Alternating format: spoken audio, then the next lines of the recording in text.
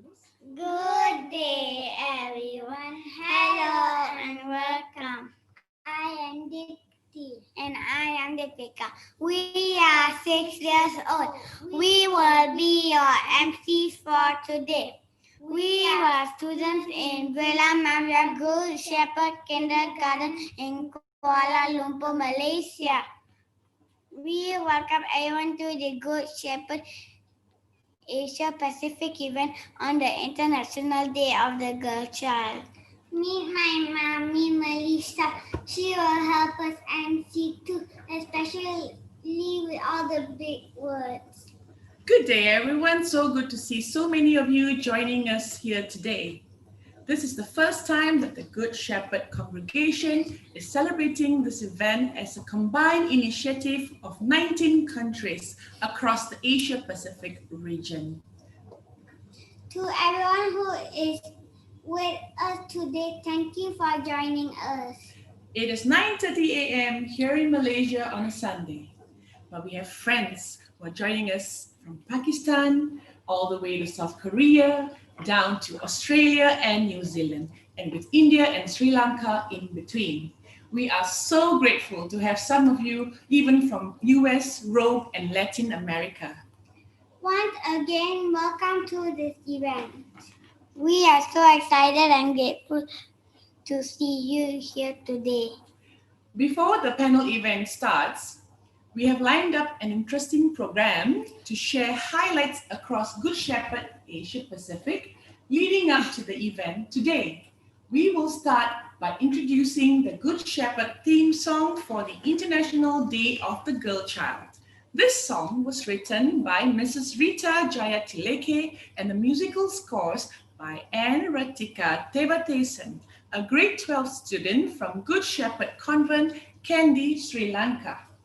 Before we play you the video, I just have to say how well thought out the lyrics are. So powerful, living up to the true significance of empowering the girl child. Come, let's watch the video. For those who know the song, please sing along.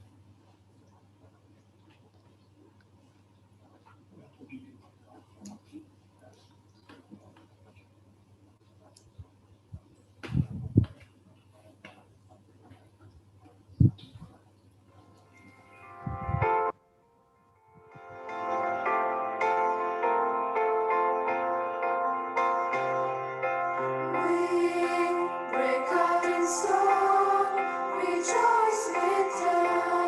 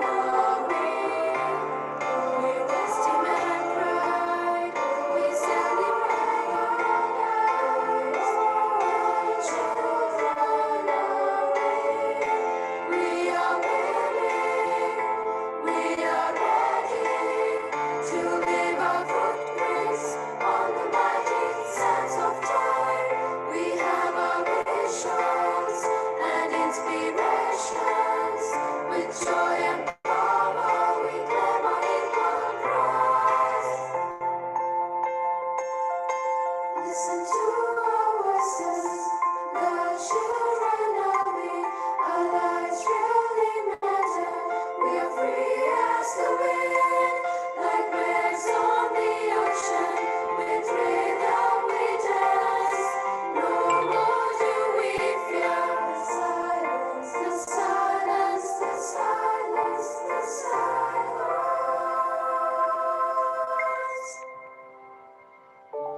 We celebrate my voice, our equal future. Our inner selves awakened. We claim the world. We are willing. We are ready. We are willing. We are ready to leave our footprints on the mighty sands of time. Hear our voices. Go children are we. We raise our voices for our equal future. We have our visions and inspirations. With joy and power, we claim our equal prize.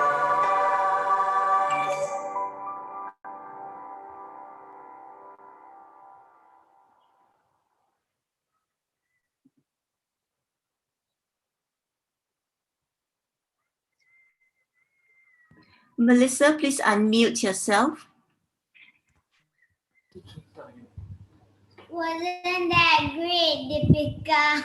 Yes, it was fantastic, Deepti. A round of applause for Good Shepherd Sri Lanka. That was brilliant. We now move on to the IDG logo competition that was held in September across all Good Shepherd schools in Asia Pacific. As you can see from the screen, shortly after this, 5 provinces participated in this event: Central East India, Southwest India, Philippines, Indonesia, and Sri Lanka, Pakistan.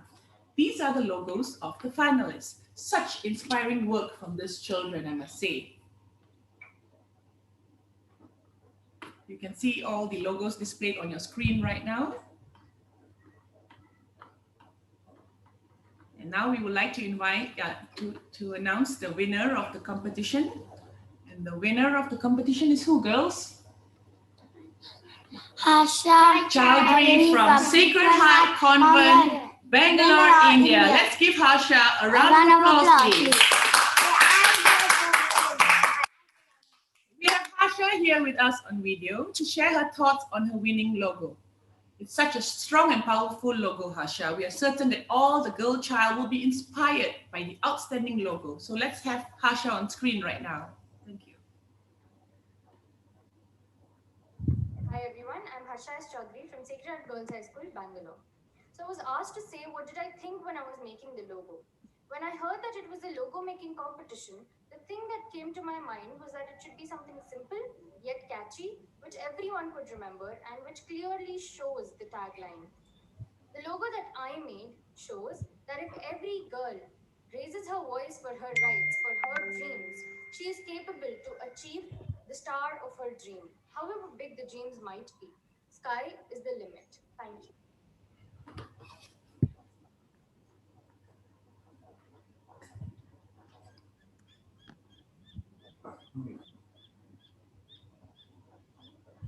Well, that was awesome, Harsha. Now let's move on. Wouldn't it be interesting to know which country we are from? We would like to invite you now to complete a word cloud entitled, Where Are We? For those here on Zoom, you will find a link appearing in the chat box. Now, on YouTube, please check the comment section for the link, and can you please double click on the link? Yes, that's right, Deepti. For those who are following us on YouTube, the word cloud link is in the comment section. If you double click on the link, it will lead you to the word cloud. Please key in the name of your country and press submit. We will get the results in a short while to see where all of you from.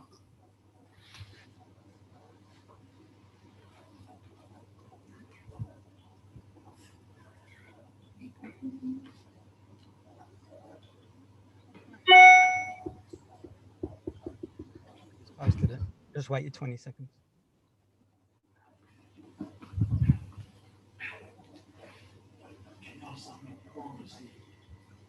Can you all find? I hope you guys can find the comment section.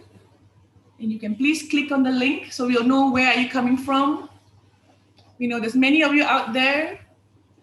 You know, we are from Malaysia, of course, and I'm sure we have people, yes, we have people from Philippines, India, Sri Lanka, Australia, Sabah in Malaysia, Melbourne, Australia. And we have Vietnam even, Bangalore, India, United States, Mumbai. There you are. And Sri Lanka, of course, and where else? Oh, basically you're all around. Wonderful. Singapore even. Myanmar, I see Myanmar. Oh, wonderful. Come on, let's get it in. Okay, everyone, key in. Where is your location? Where are you coming from? Yeah, Kuala Lumpur, South Africa even. Yes, wonderful. That's very far out from here, but great. Yes, Pakistan, Korea, I see. Pakistan again. Central East India. Wow, amazing, amazing, everyone. And you can continue clicking in as we go along, all right? And we can have a tally later on how many of you, oh, I see Sri Lanka again, India, Vietnam. Oh, amazing. That's good. That's very good, everyone. Please continue keying in and we'll come back to it later. Now let's move on to the next segment of our program for today.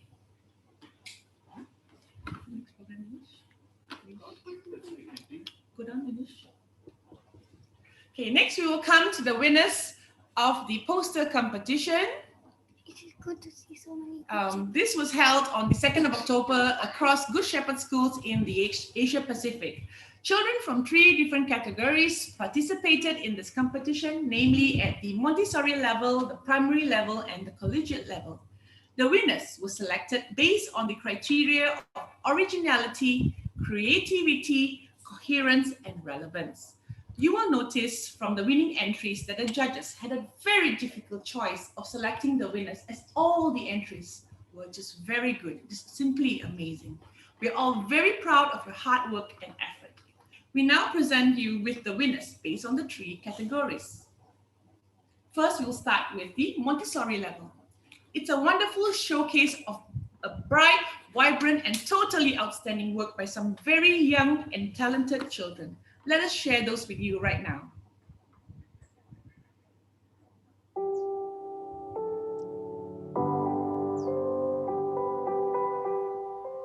My drawing is about a girl on the cloud. She is a gift from God. She shares her talents and blessings to everyone.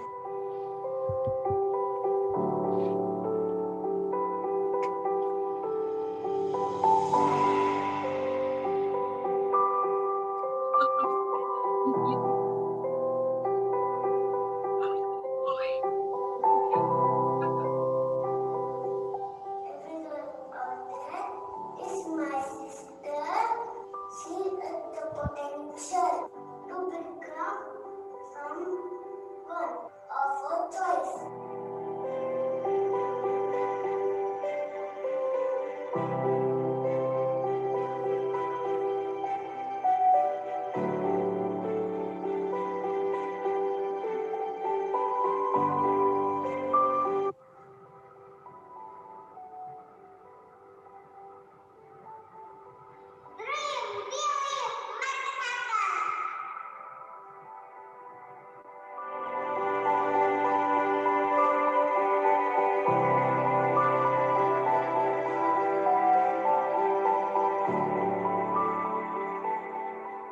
Also beautiful, isn't it? Next, we'll go on to the next level, which is the primary level. We have 3 winners again. Such deep meaning in their posters, simply inspiring to all of us. Now let's have a look at our winners.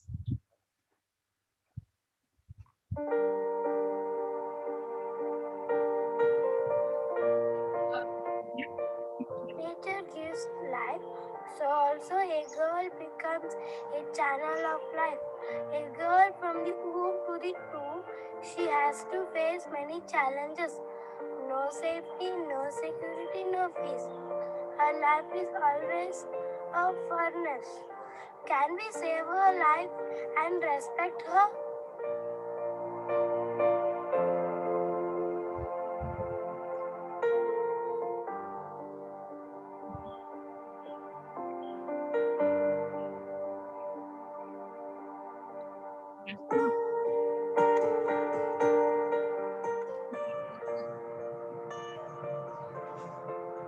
So my dance means the world.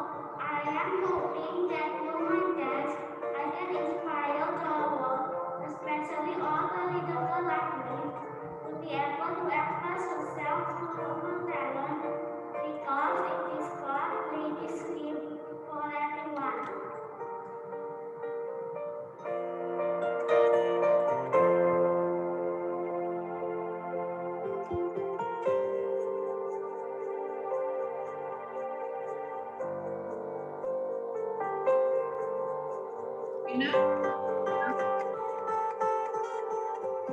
My soul is fierce and strong. I can achieve anything. I'm a girl. What's your superpower?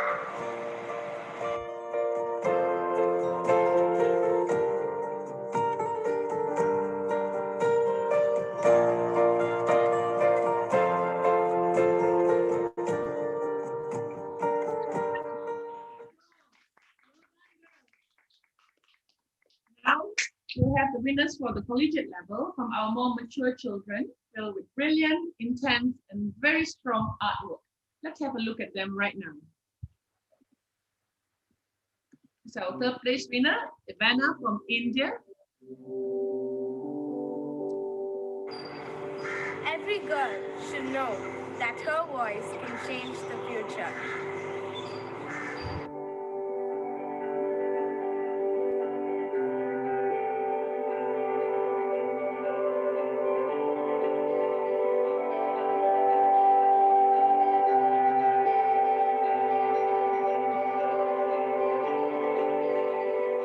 For my voice to be heard, it has to reflect on things that I do and inspire other girls. My voice, my actions, my share, making a better future.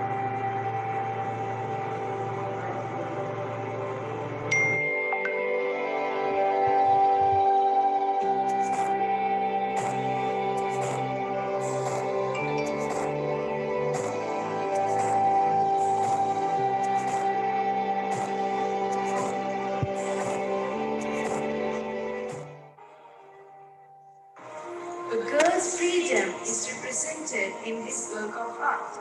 Girls must be protected and secure. I believe that girls have a right to be born and to live freely in this world.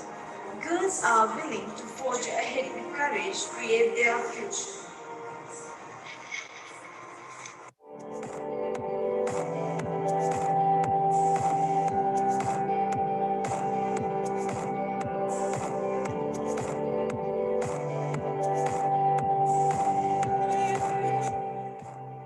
Good job, everyone.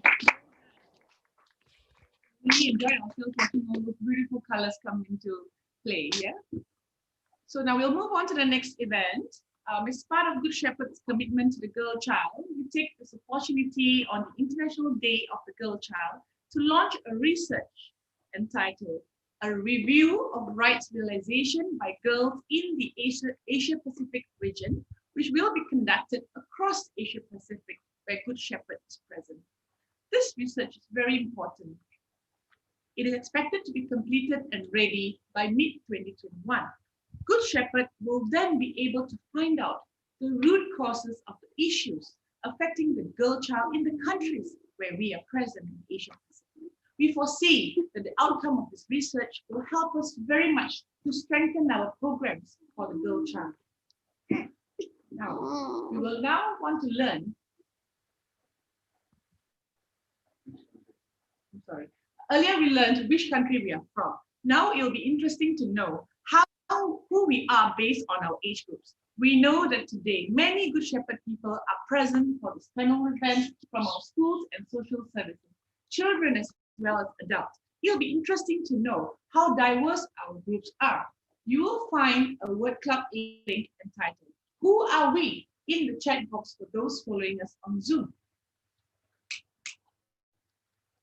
On YouTube, please check the comment section for the link and please double click on the link. That's right, Deepika. Please find the link in the comment section and please double click on the link so that we'll have your data tabulated in a short while. It will take you to the word cloud and please enter your response and submit. You will just have to wait for a while we tabulate all your entries and continue doing so. So we'll have a good data of how many of you from each age group will be here today. I'm sure there's many of you out there, 2-year-old, 3-year-olds, 5 years old, even teenagers and adults. You all are here enjoying the program for today, celebrating the International Day of the Girl Child. Oh yes, it's in already. Now we have, kids from 5 to 10 years old, or 11 to 12, 13 to 14, or the highest group right now are those from the 17 to the 18 years age group. Okay, the teenagers. Oh, and we have a lot of adults following as well, 30 years and older, and it's just rising. Please continue to add in your links. Just click on it, and our data will capture everything. We are really so excited and happy to have all of you here today from the various age groups, from the various countries. It's really making this event a great success. Now we can move on to the next event. We would now like to welcome Sister Joan Lopez, a representative of the Good Shepherd Asia Pacific Circle of Leaders, to address us before we move on to the main panel event. I would like to welcome Sister Joan to take the screen right now.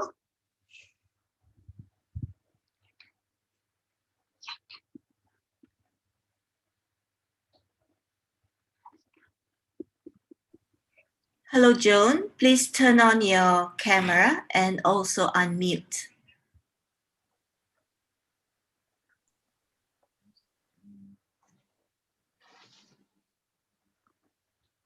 How wonderful that we have gathered here to celebrate the International Day of the Girl Child with the theme for this year, My Voice Equals Our Future.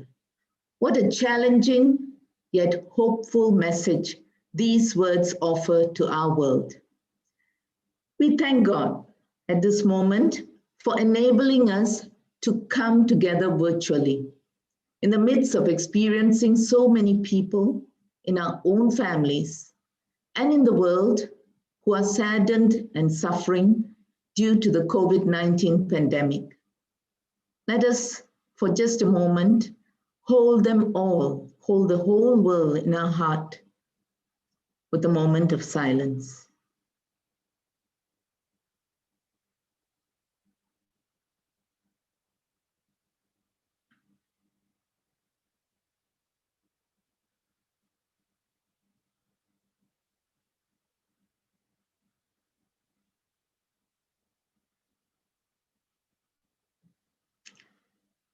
Indeed, this is a historic moment for the Good Shepherd congregation, as the 19 countries of Good Shepherd Asia Pacific have specifically organized this event to observe and promote the significance and preciousness of the girl child.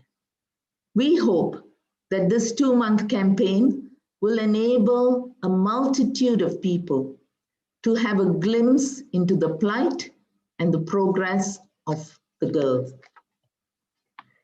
In December 2011, the United Nations declared that the first International Day of the Girl Child would be celebrated on 11th October 2012. This is the 9th year of observing this special day for the girl child. You may ask, why have a day dedicated specially for girls? Well, it is so that through our small and big efforts, the whole world would wake up and pay attention to the sad and unfortunate and unjust situation of girls in certain parts of the world. Today, many places still treat girls and women unjustly. Girl children, as we know it, are the more exploited and discriminated gender among children. It is not to say that boys can be discriminated against or exploited. In fact, the dignity of every child should be respected. It is also so that we will individually and collectively rise up and advocate for girl children to have the basic needs and rights due to them, and ensure that no girl child is left behind nor excluded from those needs and rights. Over the past month, Good Shepherd schools and services across Asia Pacific held lessons, meetings, and gatherings to promote girl children's rights. Many of you were involved in some form of research, made videos, prepared presentations, and carried out powerful speeches on child rights. Some of you provided awareness to people outside of Good Shepherd. We, as Good Shepherd, must work with the girl child to bring their voices beyond what is familiar ground to us. That is, to heads of states, diplomats, government officials, religious, and community leaders.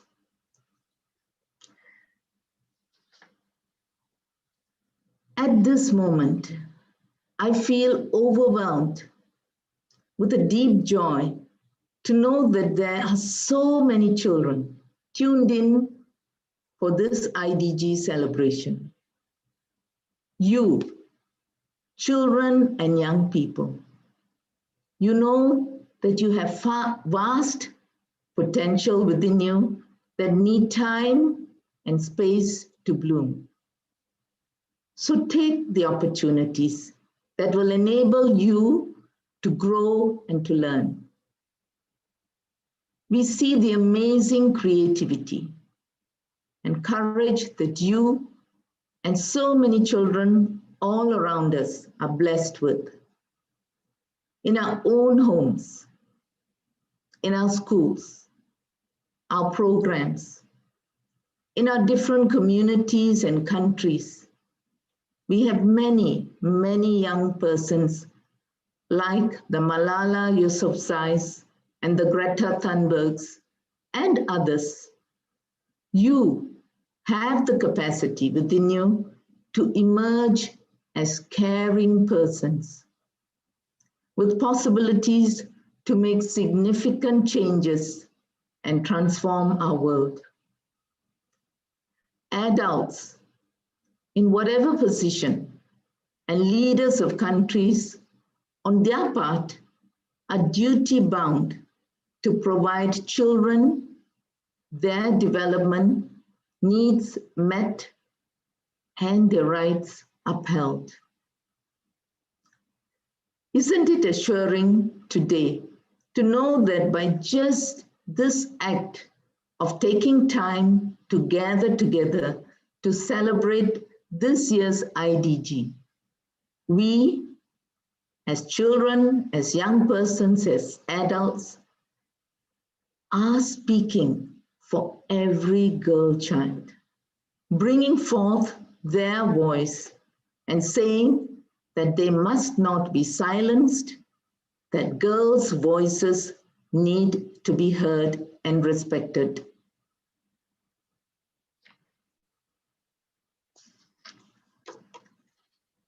Here, I wish to take the opportunity to express a few words of appreciation on behalf of the Asia Pacific Circle of Leaders. A heartfelt thanks to Ms. Teresa Simmons, who initiated and mobilized this region-wide celebration, and to Sister Winifred Doherty, who with Teresa have guided us on the 6 Good Shepherd position papers, which includes the position on the girl child. We are deeply grateful to the different teams who organized special programs and activities with children from the education and social services of Good Shepherd. A deep and sincere thanks to all children, teachers, social workers, caregivers, volunteers, family, friends, and sponsors who, through your collaboration, created momentum and energy for this campaign. Now, it is with great pleasure that I conclude my message so that we can begin the webinar. Thank you all for your presence and participation. May we all be a voice for girl children. Happy International Day of the Girl Child. Thank you, Sister Joan. That was truly inspiring, truly. Thank you so Thank much. you. Now we come to the moment that we've all been waiting for. We present you the Good Shepherd Asia Pacific International Day of the Girl Child panel event. Yes, so before we invite Sister Winifred, I would like to share that we have 100 over people following us on YouTube right now, hundreds I would say, and on Zoom we have 100 with us. So please keep it up, share the link, and we will continue with the next event, which is the main event of today. We would like to invite Sister Winifred Doherty. She's the main NGO representative of the Good Shepherd Sisters to the United Nations to lead us into this next session. Sister Winifred is the moderator of this panel event. Over to you, Sister Winifred. Good evening, good morning to everybody in Asia Pacific. Thank you, Deepti and Deepika and Melissa for being such marvelous moderators of the first session. What an amazing program we've had. And it's not over yet. Weren't Deepti and Deepika and their mother wonderful moderators? Yes, my voice equals our future, the theme of our International Day of the Girl celebration. We have heard many voices this morning, including Deepti and Deepika. Let us give them a virtual round of applause.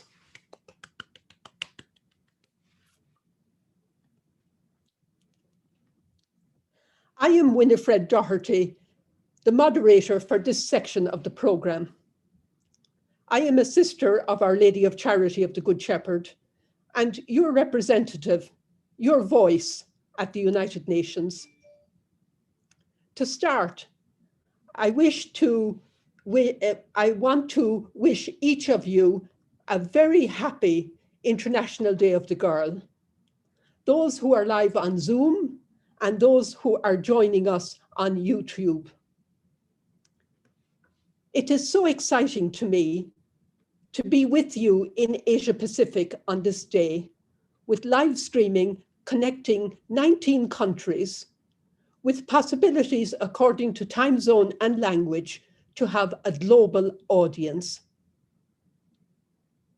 Congratulations to the winners of the logo and poster competition.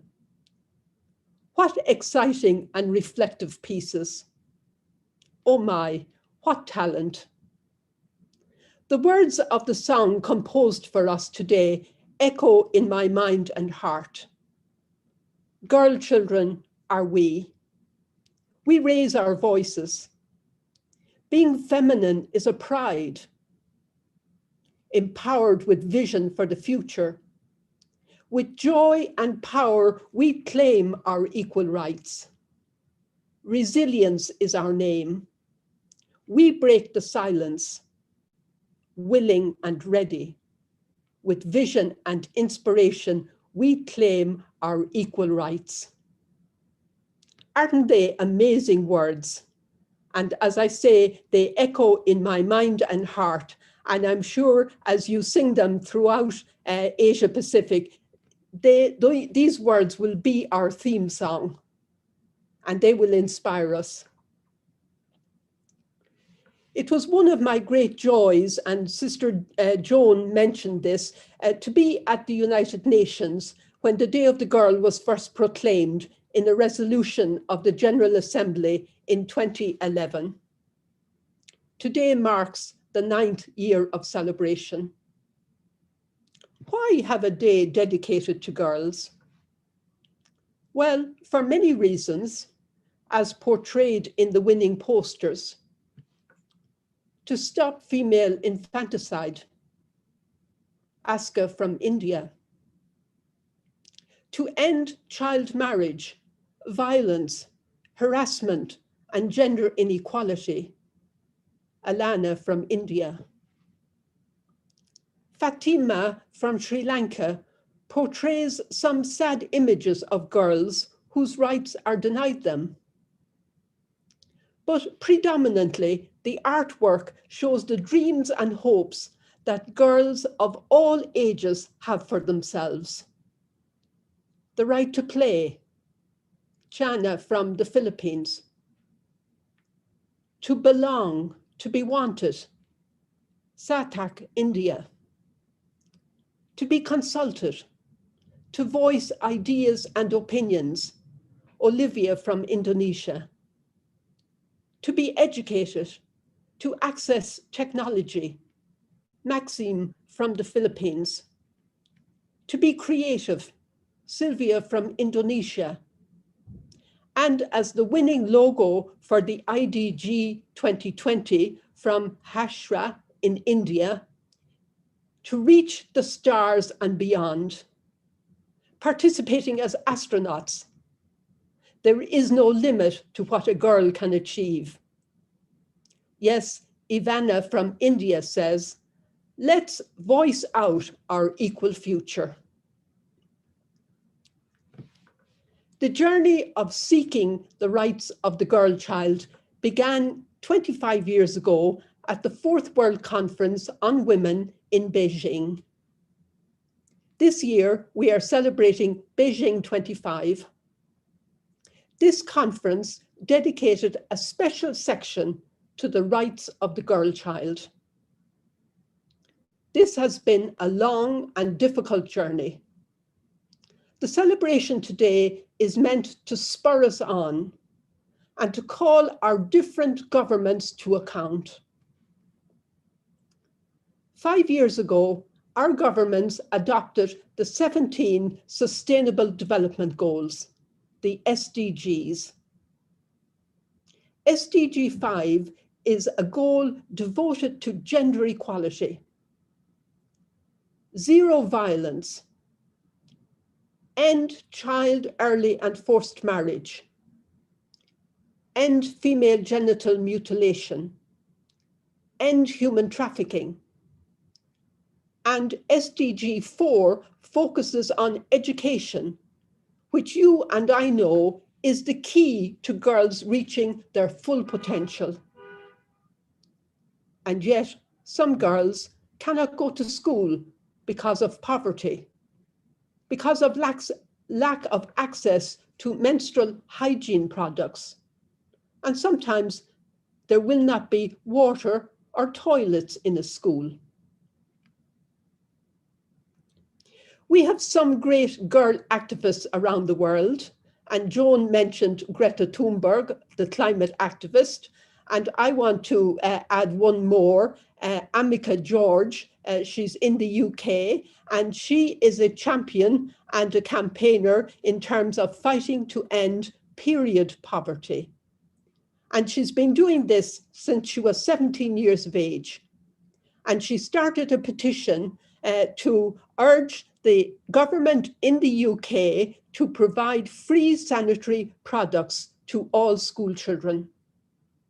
And it came about last year for children who could not afford, girls who could not afford sanitary towels, etc., that they were provided free in the school. And this is in Great Britain. And of course, Malala for girls' education. But I want to stress that you this morning, are these girls in your family, your community, and your school. You are girl activists. and we are proud of you. We are here to give you the platform to bring change, because my voice equals our future. And the last point I want to alert you to is, following the SDGs, there is a new campaign called Generation Equality. This campaign, Generation Equality, seeks to continue the implementation of the Beijing Declaration and Platform for Action with 6 new action coalitions. So you watch out for news of these. The first of these is End Gender-Based Violence. Number 2, Economic Justice and Rights. Number 3, Bodily Autonomy and Sexual and Reproductive Health and Rights. Number 4, Feminist Action for Climate Justice. Number 5, Technology and Innovation for Gender Equality. And number 6, Feminist Movements and Leadership. Watch out for information about these in your countries, and seek to have your voice inserted in the discussion and to participate in the decision-making to uphold girls' rights and the rights of all girls everywhere. Now I am going to, as it were, change hats, and I'm going to move into my role as moderator. And as the introduction to this, I want to say that it is my honor and pleasure to introduce to you and moderate with what I consider a super panel of 4 girls and youth activists addressing diverse issues: girl advocacy, child early and forced marriage, experiences of an unaccompanied girl refugee, and an educator and advocate for gender equality. We are also honored to have Sister Helen Sanjana with us, a member of the Missionary Sister Servants of the Holy Spirit and an executive director of Vivat International, a global human rights advocacy organization that works at the United Nations. Towards the end of the session, we will have time for questions. So I ask you to use the chat in your Zoom or Google form to ask your question of the panelists. Alexis Schultz from our office in New York will monitor the chat, collate the questions, and ask them for you. So now I am going to introduce to you our first panelist, Sanjana. Sanjana is a 15-year-old girl from Good Shepherd School in Chennai, India. Sanjana is a girl advocate in her school with an outreach to rural girls. Her eagerness engaging in advocacy was seen on Friday last when she submitted a question at the Girls' Town Hall event hosted at the United Nations. The question read, in countries like mine, India, where digital literacy is quite low and helplines and apps are not possible, how can we give girls a safe space to share their thoughts on our past abuses or to protect their mental health? With that, it is my honor to give the floor to Sanjana. Sanjana, please unmute yourself. Thank you, Sister Winifred, and it is an absolute delight to be a part of this panel. Good morning to everybody in Asia Pacific, and I am so glad to be sharing with you my story of advocacy. When I was 8 years old, I asked my mother why I was born a girl. She told me it was how God wanted me to be, but it did not satisfy my question. As a little girl, I was a little eccentric, very curious, but most of all, yearning for change. Being an avid reader, I had always wanted to be someone else, someone who was strong, someone who was admirable. Growing up, I was taught by my family that there is a division in this world between the privileged and the deprived. Don't waste food, there are people going hungry. Do your homework, there are girls who can't go to school. Were all things I frequently heard. But it was when I was 10 that I got to experience that division firsthand. I went on a school outreach program to an orphanage.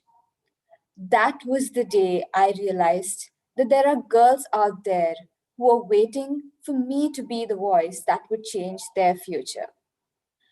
I started my journey by helping girls whose disability held them back. I scribed for autistic children, those suffering from ADHD, college students who were visually impaired, and girls affected by HIV. I learned how girls can be excluded and shunned from receiving their basic human rights.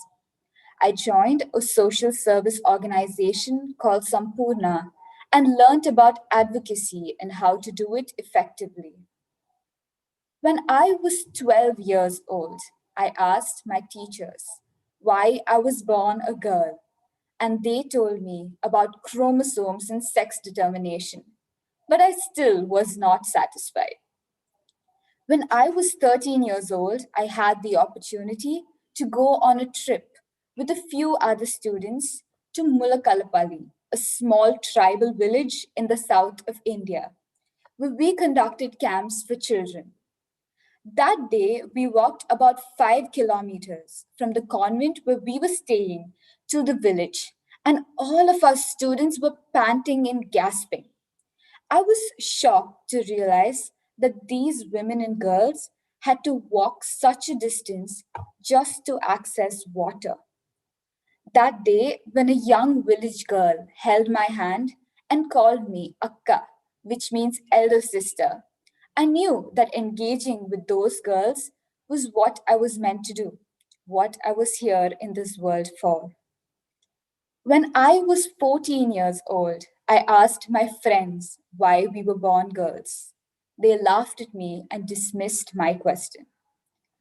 Last year, on the International Day of the Girl, I traveled to Salem, a small village in the south of India, with 4 other girls where we conducted a program. The girls in this village were prone to teenage pregnancies and early marriage.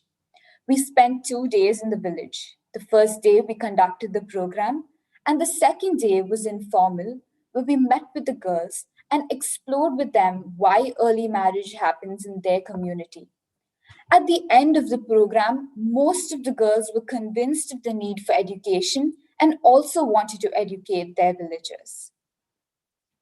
The pandemic, as for everyone, came as an utter shock, but it was also a catalyst to a new initiative, the beginning of an online forum for girls our age to speak out on things that matter to them. We spoke about bullying, including cyberbullying, mental health, violence, racism, casteism, and other sensitive topics like the LGBTQIA community. Today, this forum has grown from our school to other schools and also beyond borders to Pakistan and Nepal. But why stop with that? I was also a part of a group of students who were actively involved in educating young girls about the menstrual cycle. We had virtual sessions where we educated young girls on the myths surrounding periods, the changes that occur, how to battle them, and also about talking to men about menstruation, thus, truly putting a period to the period taboo. My parents were right. There is a division in this world. But instead of sitting and fretting about that division, I have learned to include the excluded. I am 15 years old now, and I ask myself, why do you think you were born a girl? And I answered myself saying, I am a girl because I am strong. I am compassionate. I have a voice, and with other girls, we can surely bring about change. I know now how reaching out to others also makes you reach within.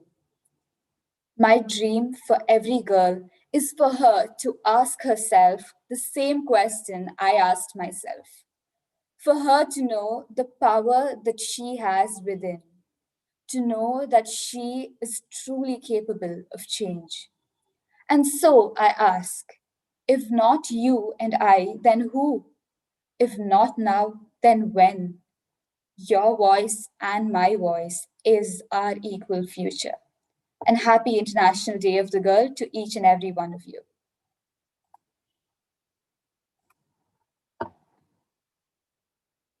Winifred, please unmute yourself. Thank you. Sanjana, thank you very much for this very interesting presentation that you've made. And as you shared, I was saying here in our midst is our own end period poverty campaigner. You are here in person. Thank you again for sharing.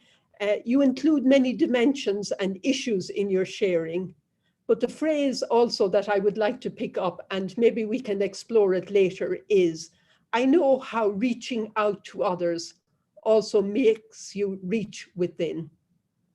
So thank you again, Sanjana, and we'll be talking to you later. Thank you. Thank you, Sister Winifred, for having me.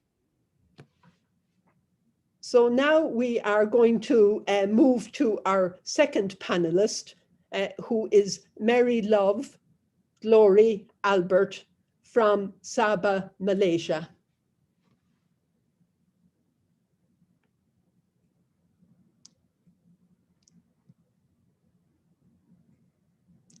I'm waiting for her to come on screen.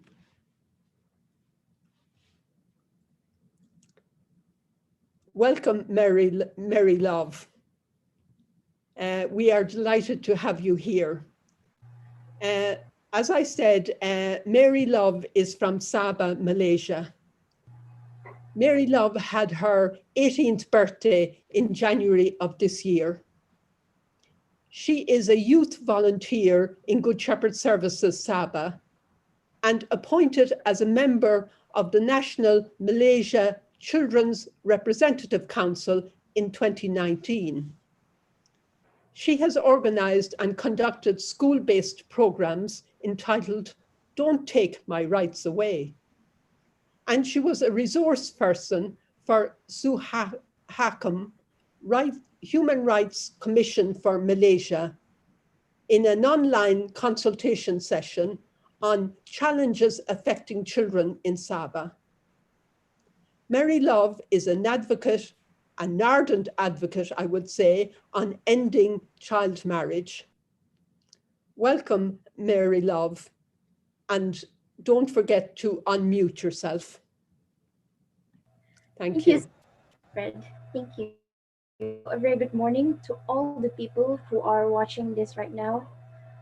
My name is Marylove Glory Albert, and today I am here to represent all the who have been fighting to put a stop on child marriage. I will start by telling you stories from the place where I came from. Stories that you and I should be talking about right now, because it shouldn't have happened. In 2013, a 40-year-old man raped a 13-year-old girl in the park, married her, and had the audacity to say, "Many men are marrying underage girls. I don't see why my case is any different." A man who raped young girls and offered the girls' parents money in exchange for permission to marry their daughters. We are angry, scared, disappointed, and sickened. Most of these men claim they are marrying them to save the girl from poverty. But if that was true, did they have to marry these children? Why not adopt them or fund their education?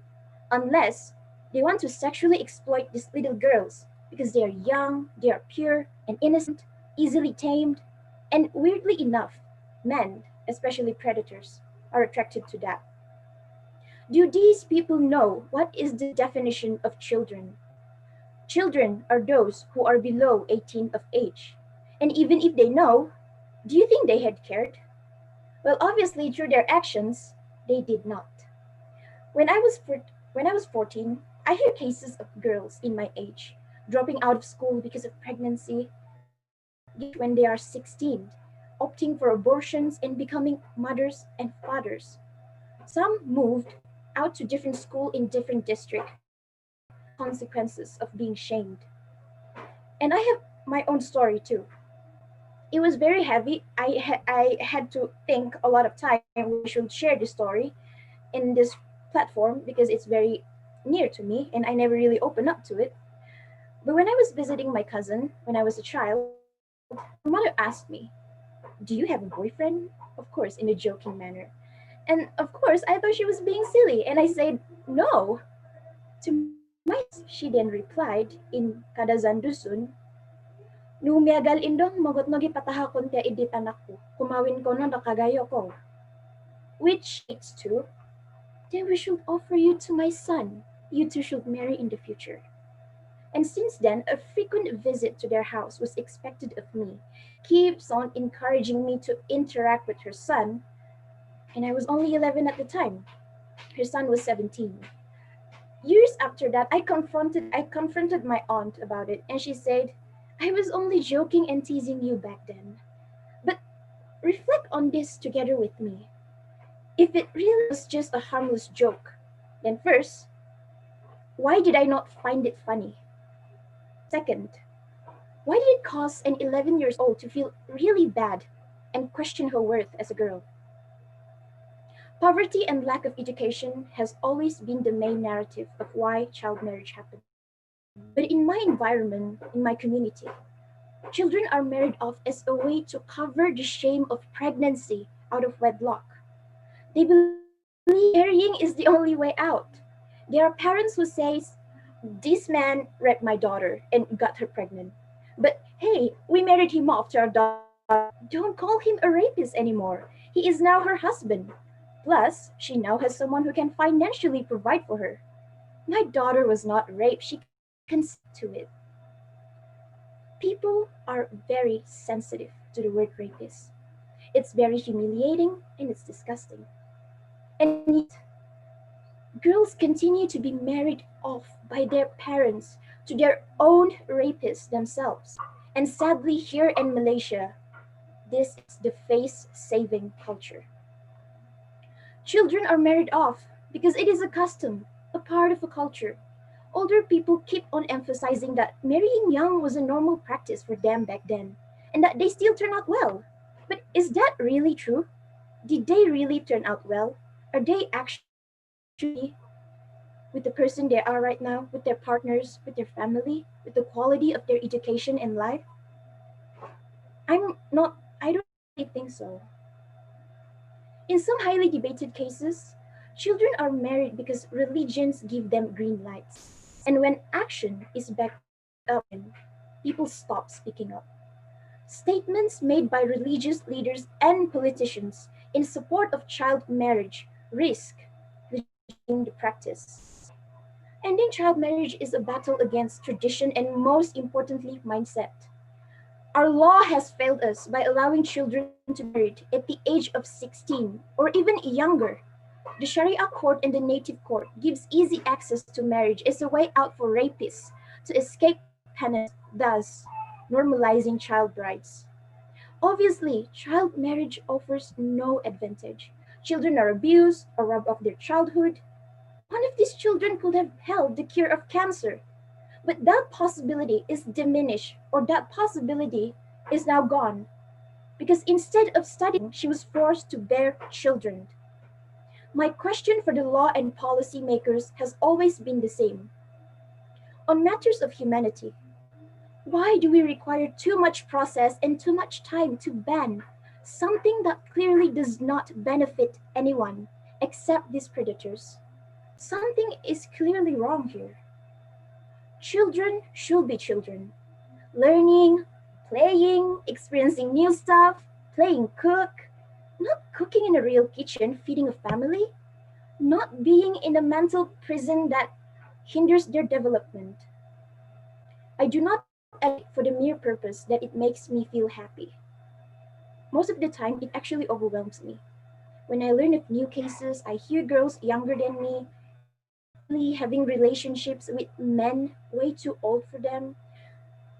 When I hear adults make sexual jokes or flirt with young girls, when I hear about my own male friends creating WhatsApp groups to talk and target teenage girls for sex and expose them, when I see how ignorant and clueless my community is, I actually feel really miserable and oftentimes I lose hope in society.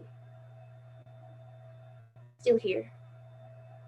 And until I don't hear a complete ban towards child marriage from the Malaysian government, I am not stopping. I advocate because I want to help those who are in the position who cannot help themselves. I can be the voice for the voiceless, be the hands that lift up the abandoned, and fight for the rights of those who are exploited. I have been volunteering and associating myself with NGOs to make sure I never run out of opportunities to participate, to advocate in persuading policy and lawmakers, and at the same time, spreading more awareness among youths, among my friends in my community.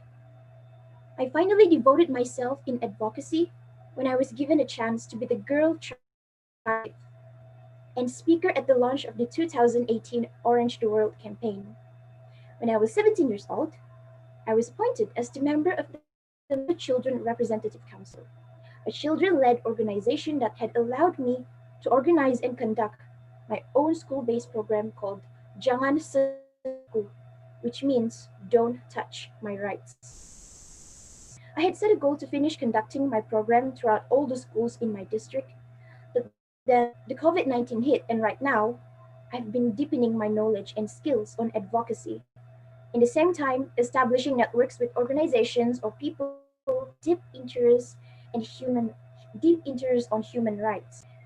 I had the chance to do this thanks with the help of Project ID Malaysia, which I am also a part of their student outreach team. Project ID Malaysia. They're the greatest advocates, education enthusiasts, and role models I have been blessed by the Lord with. It's very hard to acquire accurate statistics on cases of child marriage here in Malaysia. But in 2010,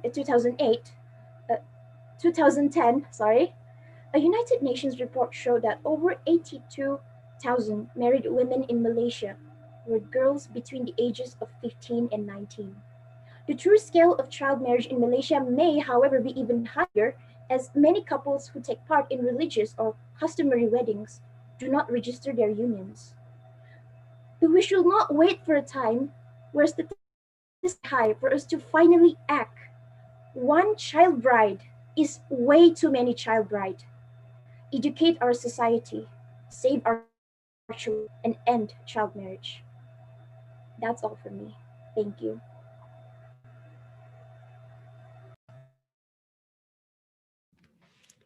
Thank you very much, Mary Love, for your very energetic presentation.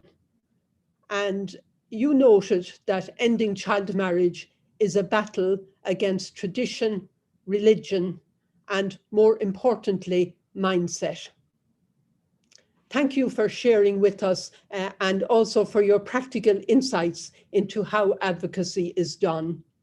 And I'd also like to stress that in your presentation, you highlighted, and I want to highlight it again, you highlighted that child sexual assault and rape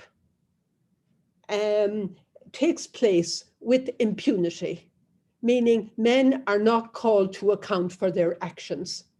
So thank you for highlighting this, and thank you for calling out governments to actually take note of this. So thank you again. Now we are going to be joined by Sister Helen Sanjana, who is going to be our respondent, and she will talk and respond to Mary Love and Sanjana. I'm just waiting for her to come on screen.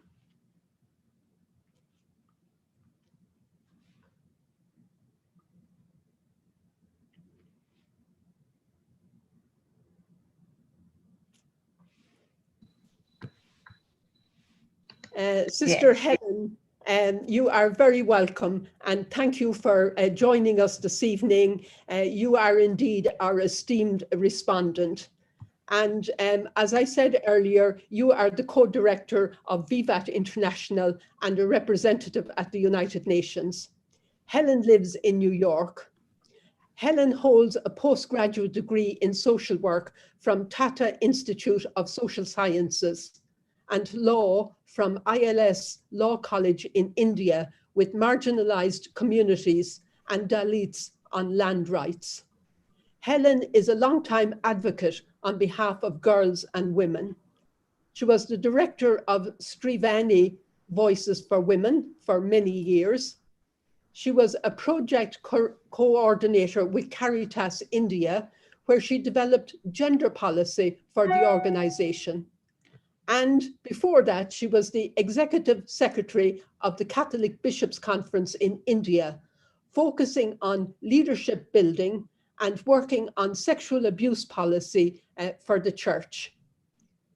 Sister Helen, you are very welcome, and we look forward to you responding to Sanjana and Mary Love in terms of the topics that they have presented and their style of advocacy. I have to say it's super. Over to you, and turn your microphone. You have it on. Thank you. Yeah, I have it on. What can I say after listening to these two powerful women of the future? It's wonderful. I was wonderstruck by the entire program, and I'm honored to be here. Maybe it is to address every girl who is on the call here, and I'm to respond to both of you, Sanjana and Mary Love. And your sharing took me back to my childhood and so many other instances that contributed to what I am. You showed in a way mirror to me through your sharing. Thank you. Thank you for that. And you, Sanjana, your question, why are we born girls? Your voice and my voice is our equal future, is something that you can go on and on, being, carrying that torch ahead, and you can show the world about you. And every girl here can show, because that is the power that is within. You brought it very clearly. And it doesn't mean that, there is darkness, but you are lighting a candle. And then you highlighted as is very clearly, my dream for every girl is to know the power that is within. And I call upon every girl to repeating your words, to recognize that power, because no darkness can take that power away from us. And the entire question that you are asking, why am I? Why are we born girls? Also is a call for me, for all of us who have grown in age, yet why are we born girls? There is a girl, a lovely girl that is hidden in each of us. Sometimes we have buried over the age.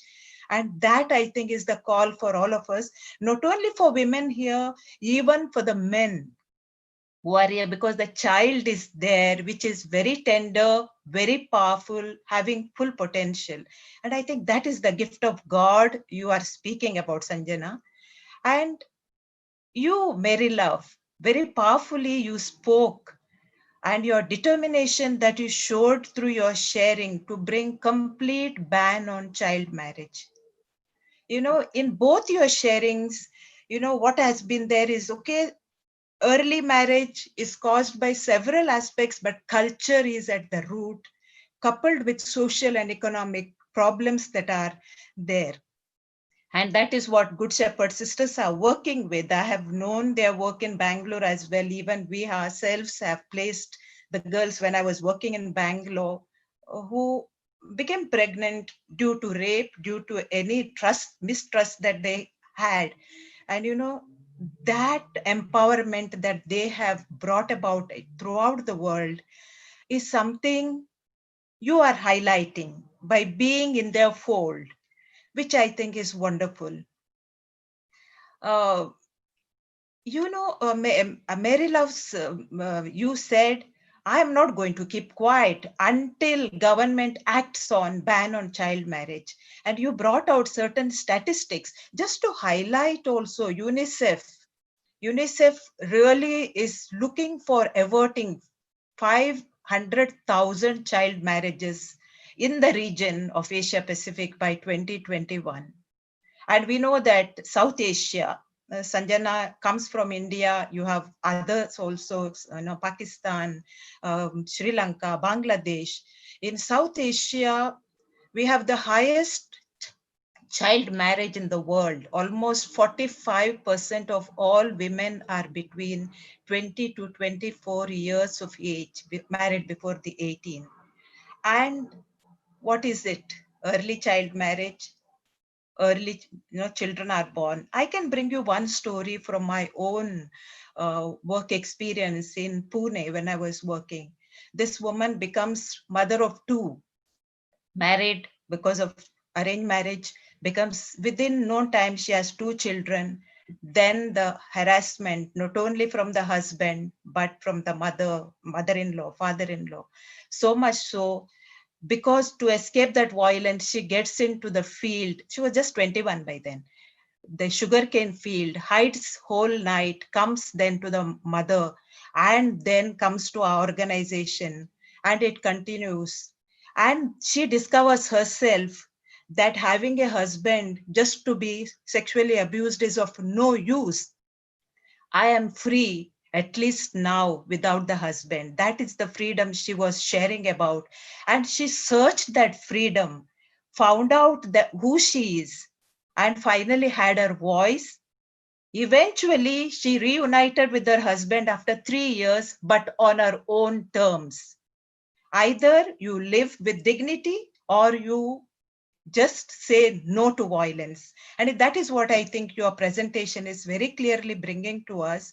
And maybe in the UN is looking at it through the Convention of the Right to Child, as well as UNICEF is focusing, UN Women is focusing through the girl child.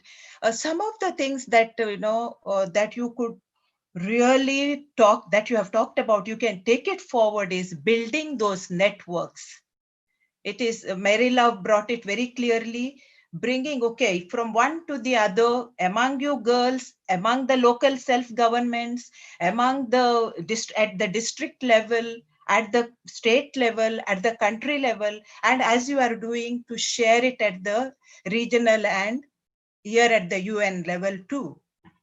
So I think building your groups from every, different tiers and bringing your voices together is something that you could take forward from here. This is such a wonderful opportunity that you had, especially on the issue of early marriage, being forced to marry the rapist.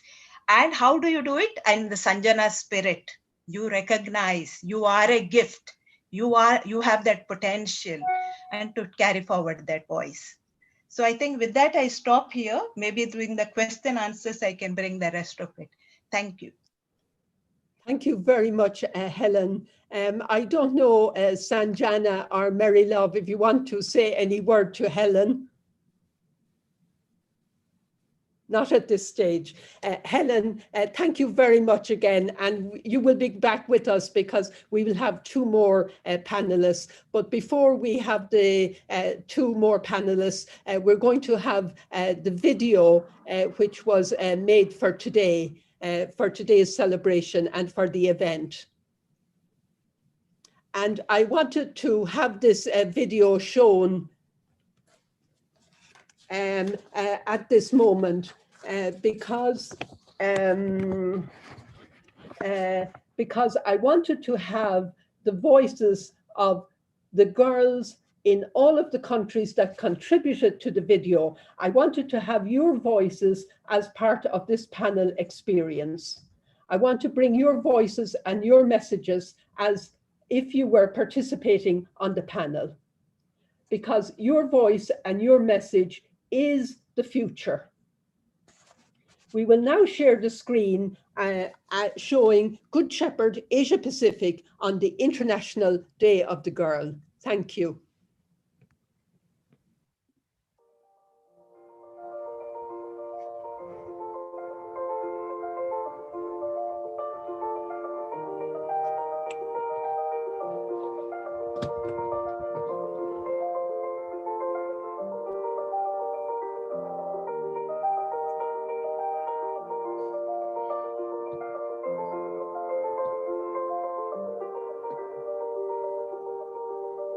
The rights of children have been deprived from them, especially when it comes to girls. Their right to freedom and independence have been withdrawn from them due to social norms. जस्तै महिला भएकै कारण बलात्कार, दुर्व्यवहार, विघन, भेदभाव हुने हिंसाहरू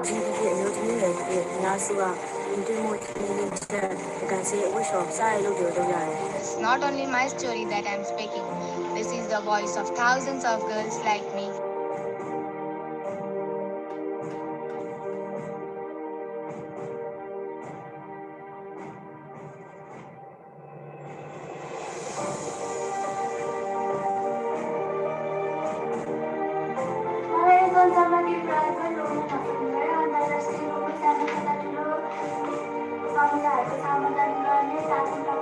यदि मेरो जीवनमा कुनै प्रकारको नखा आउनु र दबाव नआएको भए म आफ्नो शिक्षालाई निरन्तरता दिएर समाज परिवर्तनको लागि I will use my voice to educate family on equal rights. I raise my voice against gender discrimination in the family and the society where I live. I want to study well and realize my dreams for the future. My hope is to become a doctor.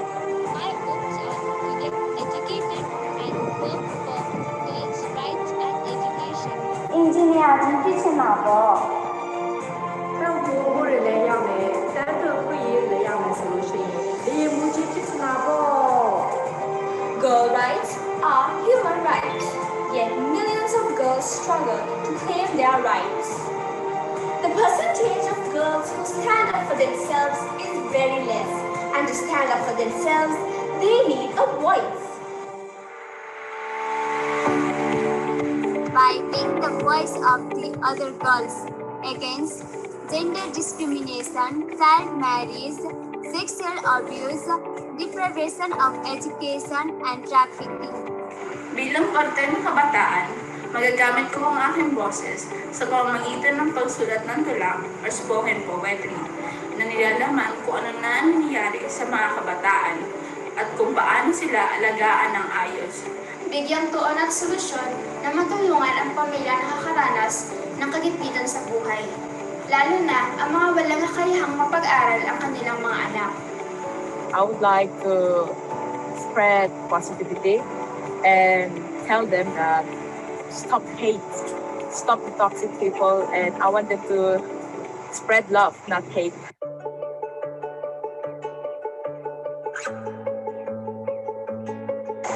Kepada semua kanak-kanak perempuan di dunia, teruskan berusaha kerana pendidikan sangat penting dan semua berhak mendapat pendidikan. To have a dignified life, we need to raise our voice for the better future. Alone we can do so little. Together we can do so much. It doesn't matter who you are, where you come from. Girls can be powerful agents of change. We will join together and win the world together. My voice equals our future. My voice, our future. My voice. My voice equal Our future. my voice our future. My voice, our future.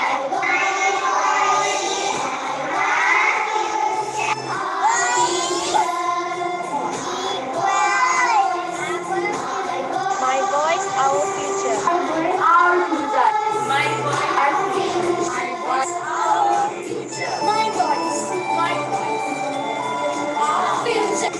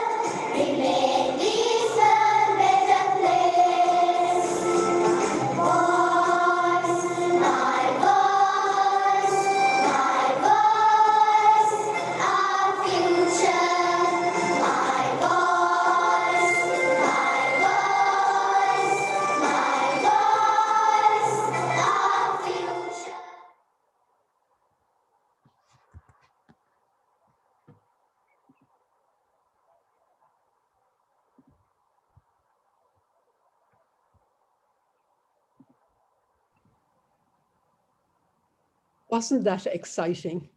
I'm going to give a big clap to all who participated in that video. We are the future of the world. I heard those words very clearly. We are the future of the world.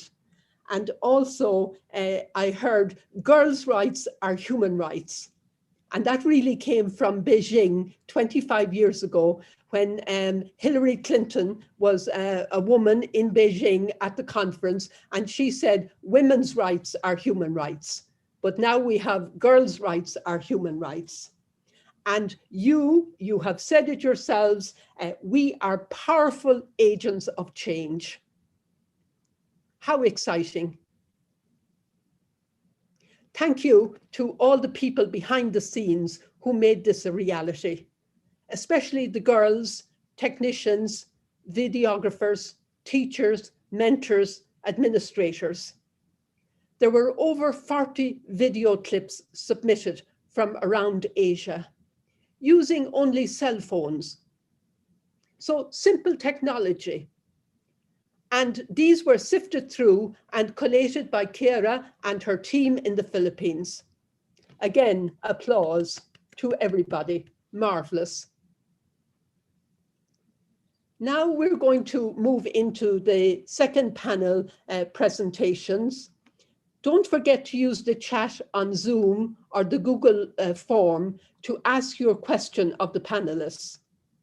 Alexis is monitoring the chat and collecting the questions, and she will ask them for you. So make sure you have heard from two presenters. So now you should be beginning to form your questions and ask them. So don't be afraid to put them in the Zoom chat. Thank you. Now I have the pleasure of inviting our third panelist, May Tue, to come on screen.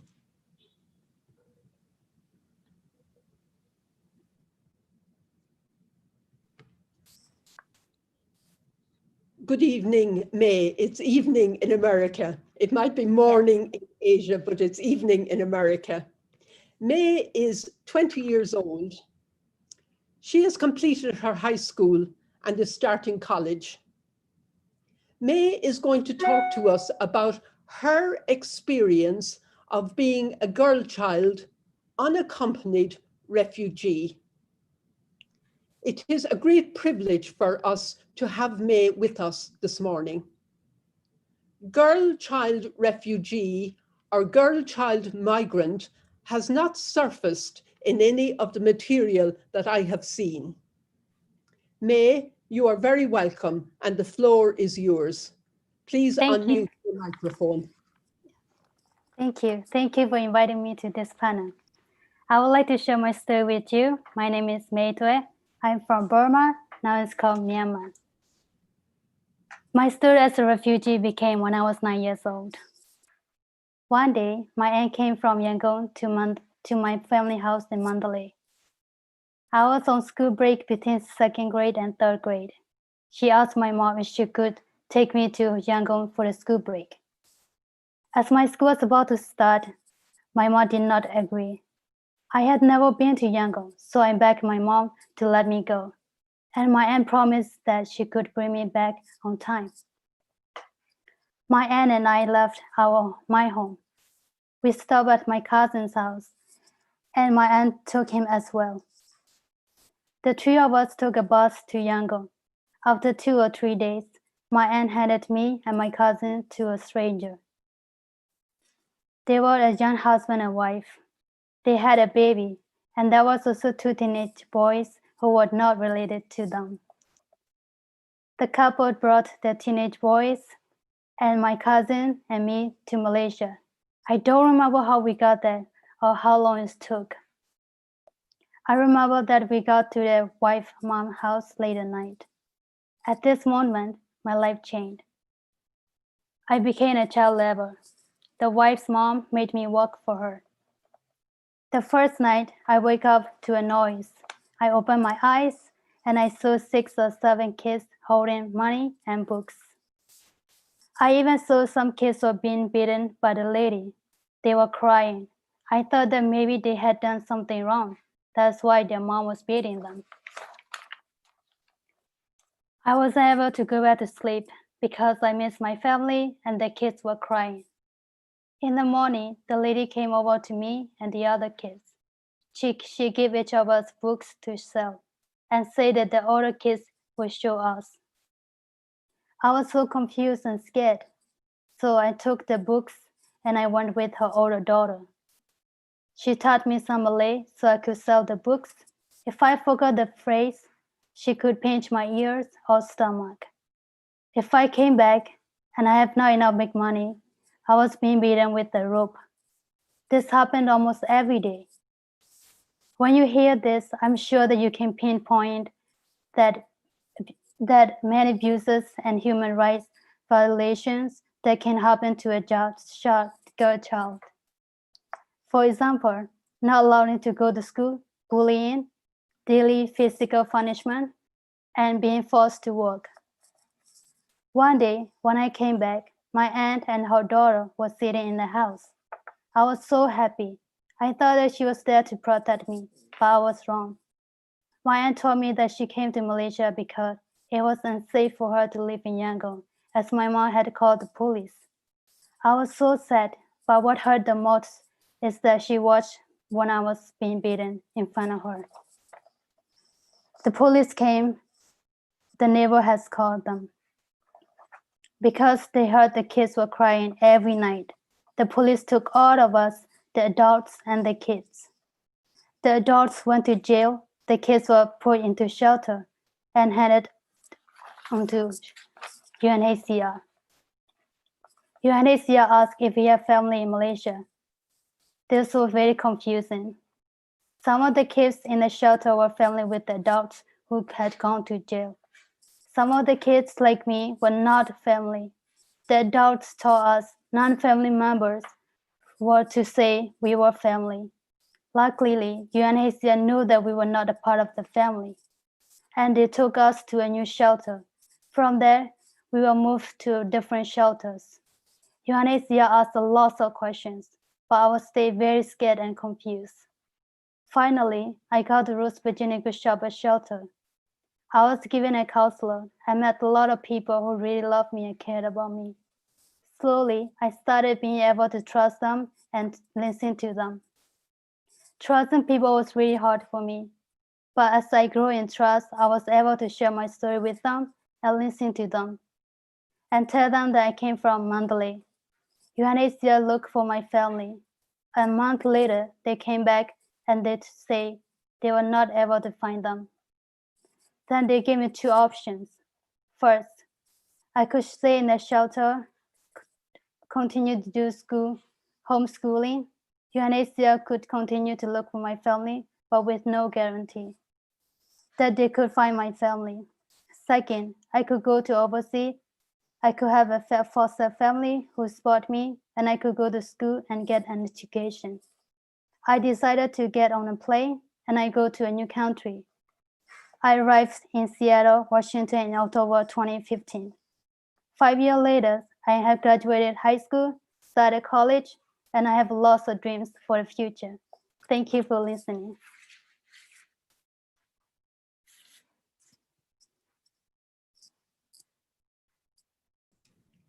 Thank you very much, May, for sharing your story with us. And what a story of resilience. A 9-year-old girl arriving in a strange country in Malaysia and ending up in the USA. What an achievement to have completed high school and to start college. Thank you again for sharing this with us, because often we don't actually hear what happens as an unaccompanied girl moves across borders, and in your case, across continents, to a country where you don't know the language, to another country where you don't know the language, and your English is so perfect. So thank you very much for being with us, and we will have you back later when we invite Helen to share again. Thank you very much, May. And now we will move to our fourth panelist, Gillian Fernandez.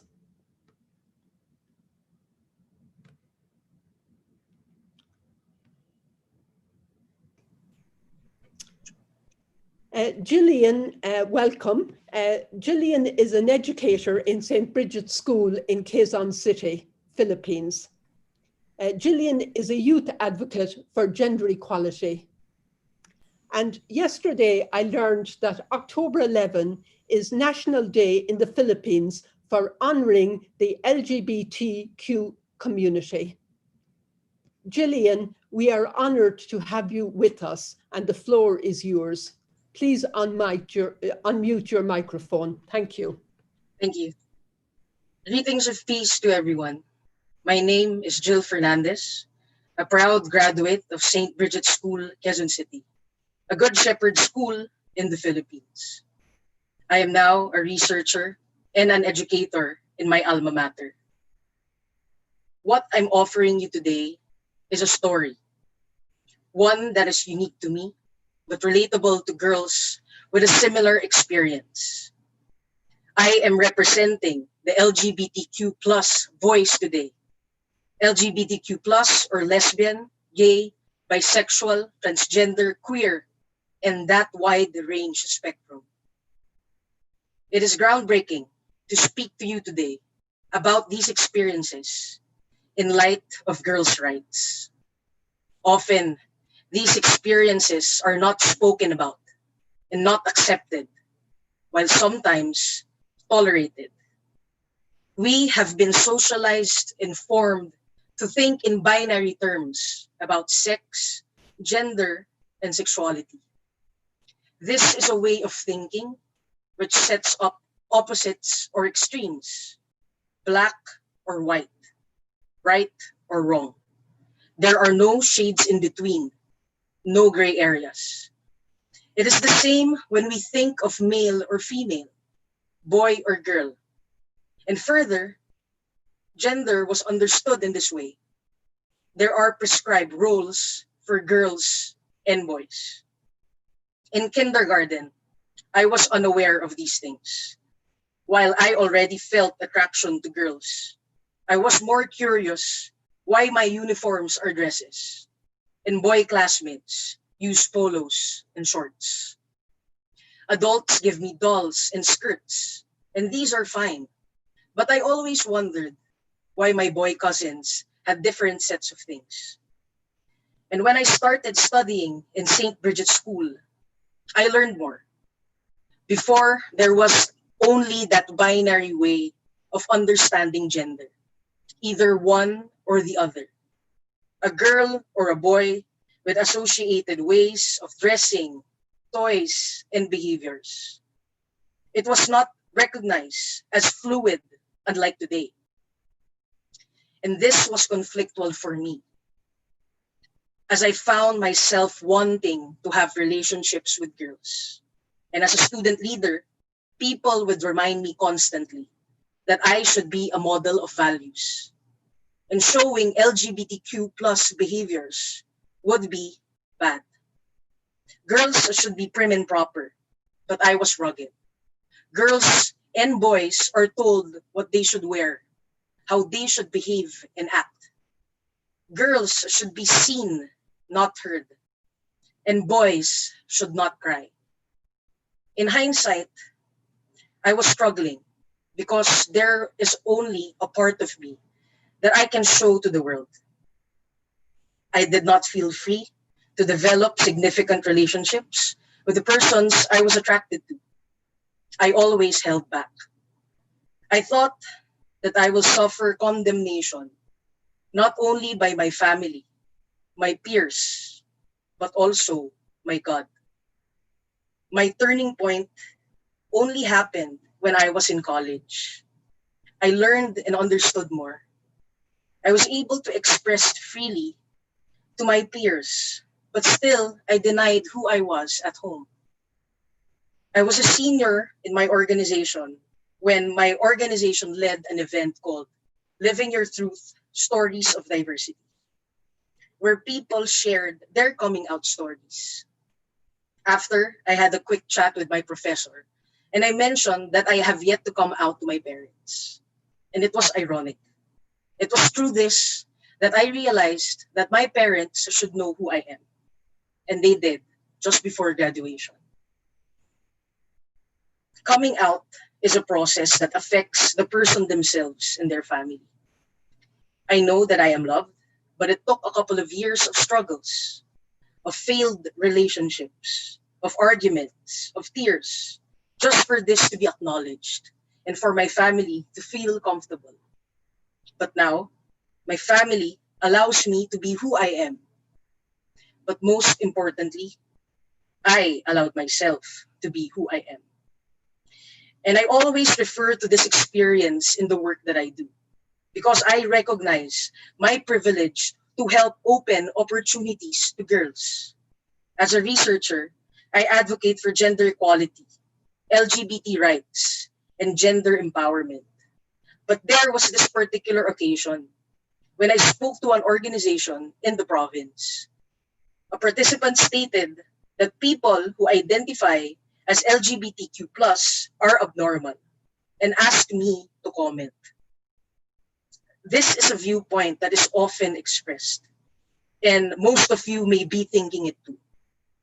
It is difficult to get people to realize that gender identity is fluid and along a continuum.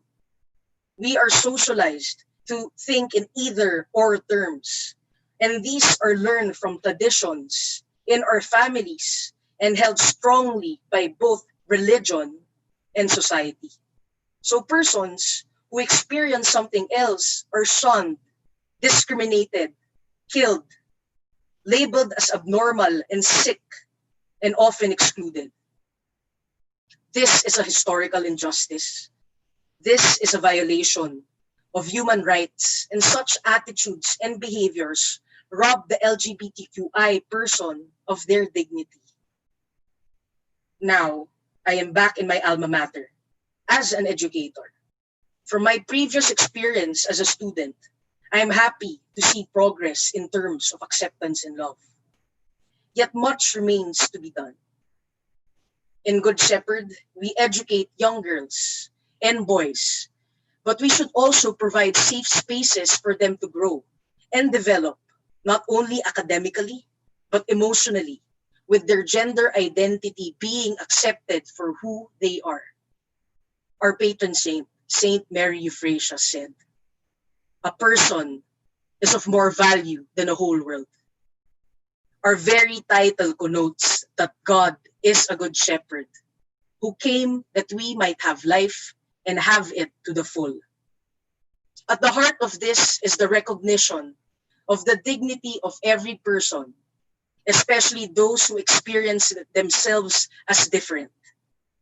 And as part of the LGBTQ plus community, this is my realization.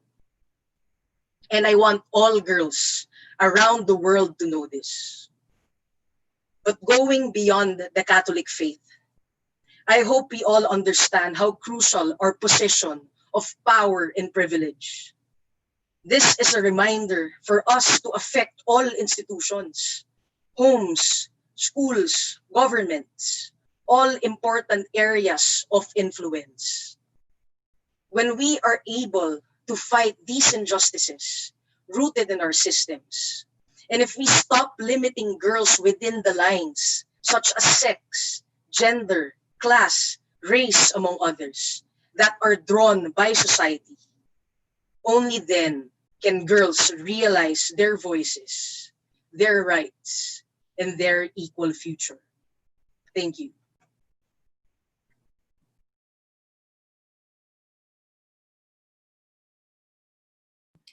Winifred, please unmute your mic. Thank you.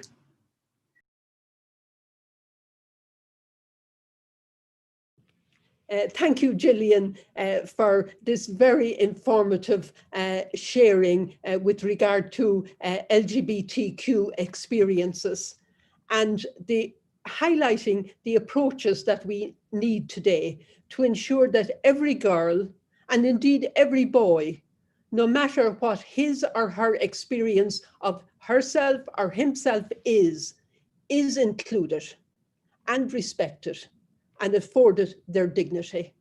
So thank you very much for breaking the silence, for sharing with us, and for engaging in the conversation. We're going to invite back May and Helen in terms of Helen doing some feedback and responding to May and Helen. So Helen, you need no introduction at this time. So the floor is yours, and please unmute yourself. And maybe if we can keep it to 5 minutes, because I think we might be running just a little over time. So if it's possible, if not, don't worry. We want to make sure that there's time for the questions. Yeah, thank you, Winifred.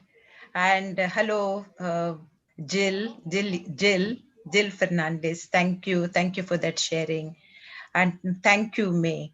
So let me, your stories, both of your stories, May and Jill, were heartrending. You have come from that struggle of identity, of finding yourself from nowhere, which I think is the beginning. That pain is the beginning of knowing who we are and the power within that we talk about, and having that voice, for dignity. You have brought it very clearly, and you have put yourself out there for us to know what struggle is. From May, your struggle, from that struggle, you made a choice. And here on the call, we have many girls who are trying to dream and make a choice. And it becomes all the more meaningful and precious and valuable when the call is from nowhere. And, the entire issue of refugee and taking someone from the parents, be it aunt, be it another known person, we can also call it a kind of trafficking, human trafficking, which is the third most, the crime nexus that exists in our world today. And 20% of all trafficking victims are children. And a recent report of United Nations Office of Drugs and Crime tells us that 79% of these trafficked women, girls, and others are used for sexual exploitation, and over 30% for forced labor. And you May brought that dimension to us. You were taken away forcefully for exploitation without your knowing. You dreamt a better dream. And we have millions of girls like that dreaming today. And you are showing them the way. And I call upon every girl who is here to take this call, wherever you are. Maybe your struggles may not be so big according to others, but you are coming out of that struggle. That dimension of choosing for a better life, finding yourself, that identity is something, May, that you have done. And I think that is a call for everyone. And we have laws. United Nations has laws, which are even country, like my country, I come from India. In India, we have laws. But the problem again is it is the culture. It is the economic situation, that we need to address.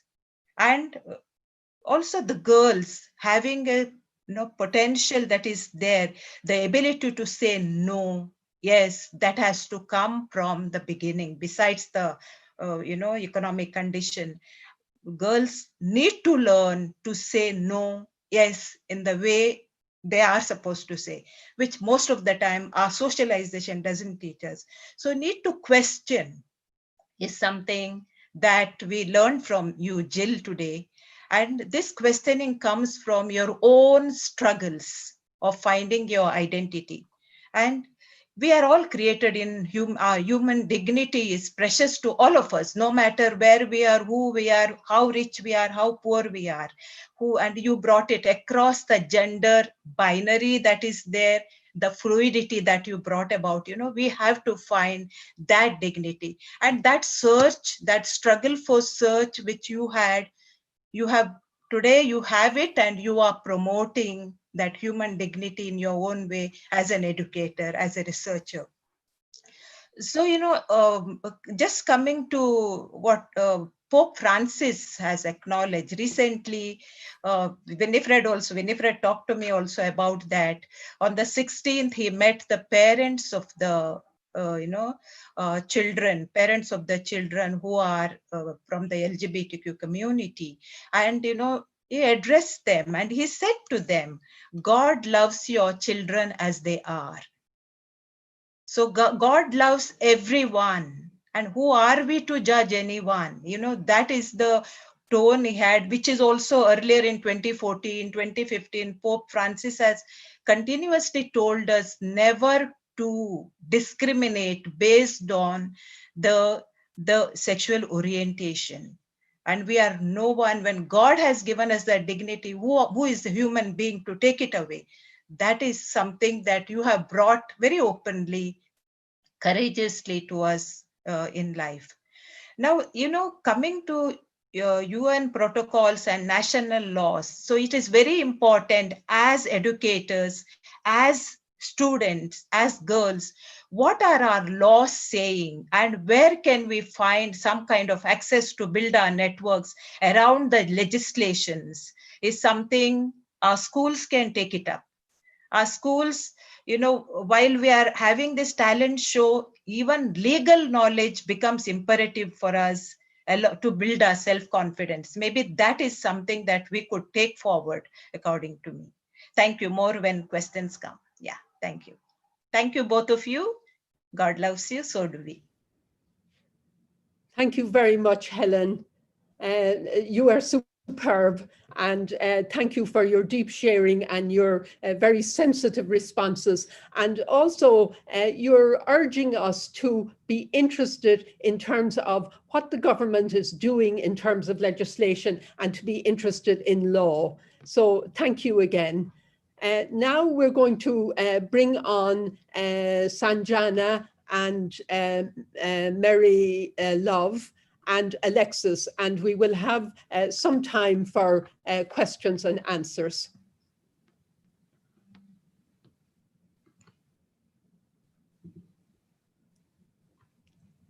The new person that you will see on the screen is Alexis Schultz, who represents you at the United Nations from the Good Shepherd International Justice Peace Office. Alexis has been moderating the chat and compiling the questions. So the floor is yours, Alexis, to direct the questions to the various panelists and Helen and myself as appropriate. And I would say we have about 15 minutes for questions. Thank you and welcome. Please unmute yourself. Yes.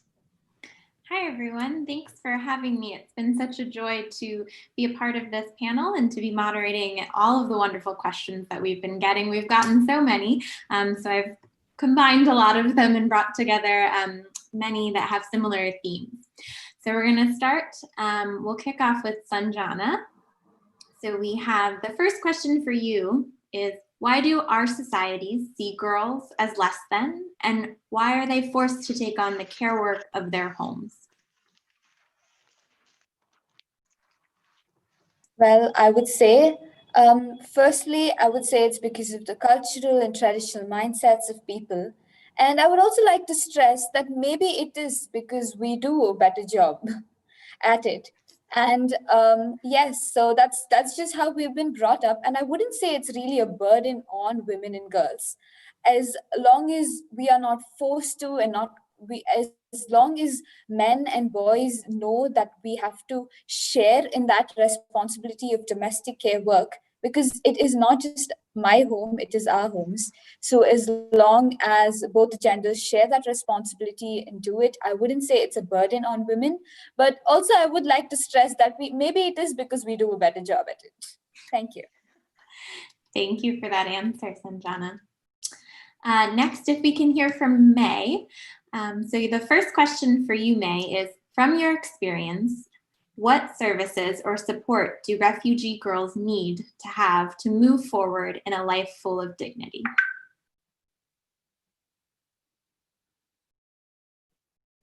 I would say like whatever you're going through, like, you know, whatever had happened to you, just speak out your story and share it with people. Like, you don't have to care what people are going to talk. Like, you know, something like for me, I was like always wanted to tell my story, and then like I'm afraid like people might judge me and you know all the things. It's take a while for me to like to be here, like talking to a bunch of people. Yeah, if I'm nervous and I care about what people are going to talk about me, like I will never like have my voice and no one know what I gone through. So I'm trying to say like speak out whatever you gone through, and like whatever you gone through is like, yeah, whatever happened to you is you have always have way to like like out of whatever you are, and there's people who are going to help you, and yeah, you don't have to like stay in one place that like whatever you are, you have always have way to like find out and you know like be whatever you are. Yeah, I'm gonna say like share out your voice, like speak out and share out your story. Yeah. Wonderful. Thank you, May. Yeah. All right, Jillian, first question for you is, how do we provide a safe space for the children to be brave and voice out their feelings and anxieties regarding their sexuality? Basically, to provide a safe space is, of course, to embrace the person first. So, have the ability to be educated about who this person is, provide um, a safe conversation as well, wherein you are able to know, maybe the first one, if you have to educate yourself first. What is the LGBTQ plus community? What are their struggles? Who are these people? What are their identities? And through that, by educating yourself, is also understanding the struggles of people. And by these people, such as the LGBTQ plus, such as me, I would also have now the capacity and the trust for me to actually share to you. And by providing that system, it would really help students, kids, girls, even boys, to actually share who they are if they feel welcome in the environment that you have already established. So that's my answer. Wonderful. Thank you for sharing. And Mary Love, your first question. What are some ways that we can change the mindset of our societies and finally end cycles of child marriage and abuse and harmful mindsets against the girl child? Through education, empathy, and I would like to emphasize on empathy though, because let's say that a member of yours is a supporter of child marriage. It is very important to not put a blame on them or discriminate them because of their thinking. Instead, we need to educate them, tell them why is it wrong and what are some things that we can do. And through that, again, family is the cell of our society. Everything starts from family. I really believe that we need to educate each other, not only the old generation educating the younger generation, but it goes both ways because we are speaking about our future, all of us. And some other ways to educate our society is just through spreading awareness and words of love. And by portraying those qualities through your own action, and I believe it will ripple a lot of people and they will take you as a role model and an example. That's all from me. Thank you. Thanks to all our panelists for those wonderful answers. Winifred or Helen, if there's any of the questions from the first round that you want to jump into, feel free.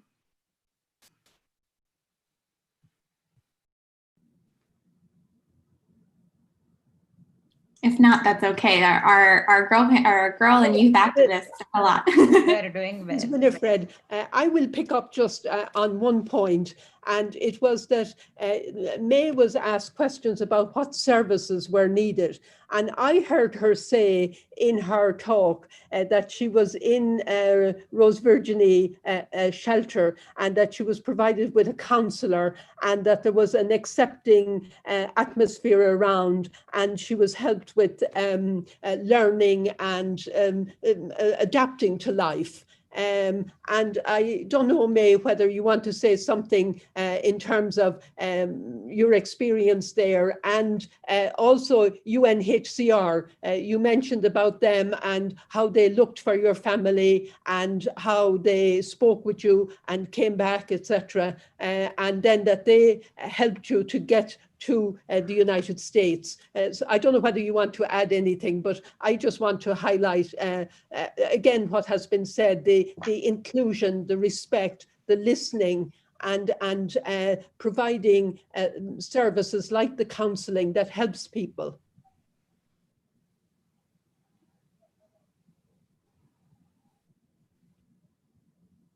Sure, yeah, I can talk about, before I arrived to Rose Virginie Shepherd Shelter, I have lived in like lots of shelter, and there's like a lot of kids go to school, and I didn't go to school. I would like just sit in the shelter, and like all the kids are in the school, I'm just in the house and do nothing, just sitting there. Yeah, but when I got to Rose Virginie Shepherd Shelter, they gave me counselor, and like they have like teacher that come to the shelter and teach us. So we have like homeschooling, and there's a lot of like dance teacher and drama teachers and come over like teach us. So yeah, I would say like also having a counselor is really good, like talk to someone. For me, I don't really like counselor, but when I got the Rose Virginie Shepherd Shelter, like and try to talk to people, even though like we don't know how to communicate with each other, like my Malay is not good that time and my English is not good, but somehow like they understand whatever I'm saying, and like it's helped me a lot to be like, right now who I am is like because of the Rose Virginie Shepherd Shelter. They helped me a lot to be who I am, and now I am like, I'm really thankful for the Rose Virginie Shepherd Shelter, for like because I'm here and I'm right now. It's because of all of them. Like they show me love, they show me care, and they show me that not all the people are bad people. Like they show me that there's a lot of good people too, and I need to like let my for me, like trusting people are not easy, but they show me that like not everybody is bad. You have to like, at least try to trust someone. So right now for me, I'm not trusting anybody, but I know who to trust too. So yeah, I would say it's because of Rose Virginie Shepherd Shelter. I'm really grateful for that. Thank you. Thanks, May. All right, second round of questions. So for the second round, we're going to go to Jillian. So Jillian, the question for you is, how do we work within our communities to think differently about gender and ensure that sexual education is comprehensive? It will always start in the ground level, going up to the system, to the government. So first, of course, you have to realize that everybody is equal, that everybody needs equal opportunities. And through educating yourselves through your families of actually like what Sanjana said, you have to realize that the burden of doing housework and other jobs inside the home would start in terms of the both boys and girls. So you should teach your kids, your daughters, your sons that they should do things equally.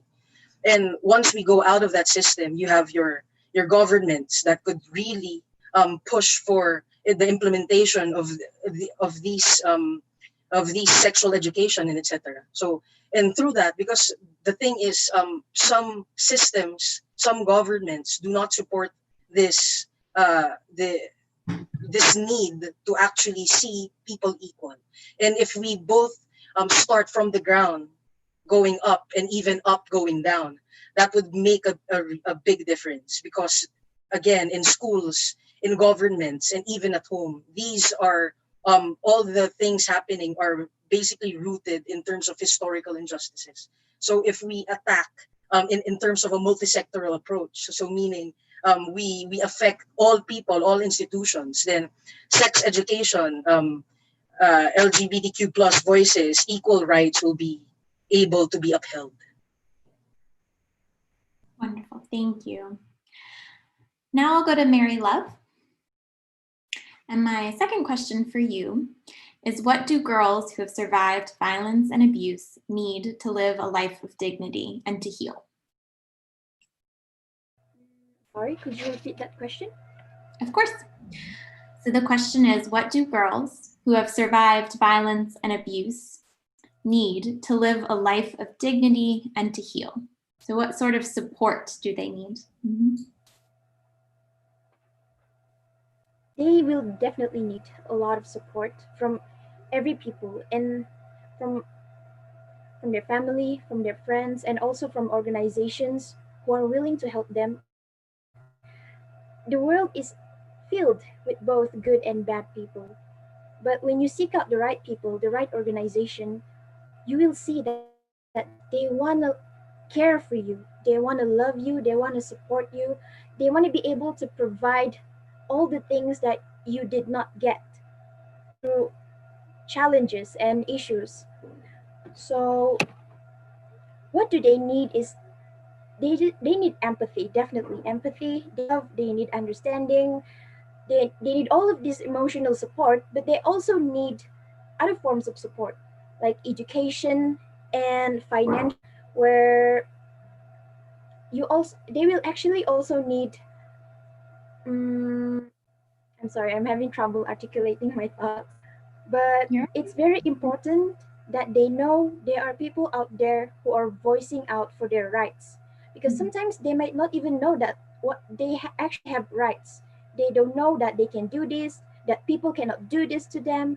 So what they need is that they need to be educated. We need to help them to understand that they are loved, and there are many great things awaiting for them in the future. Not only in the future, actually right now too.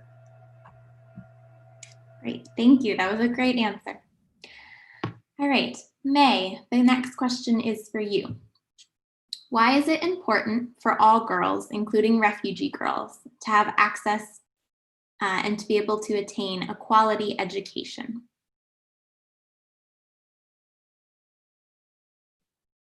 Sorry, can you repeat that question?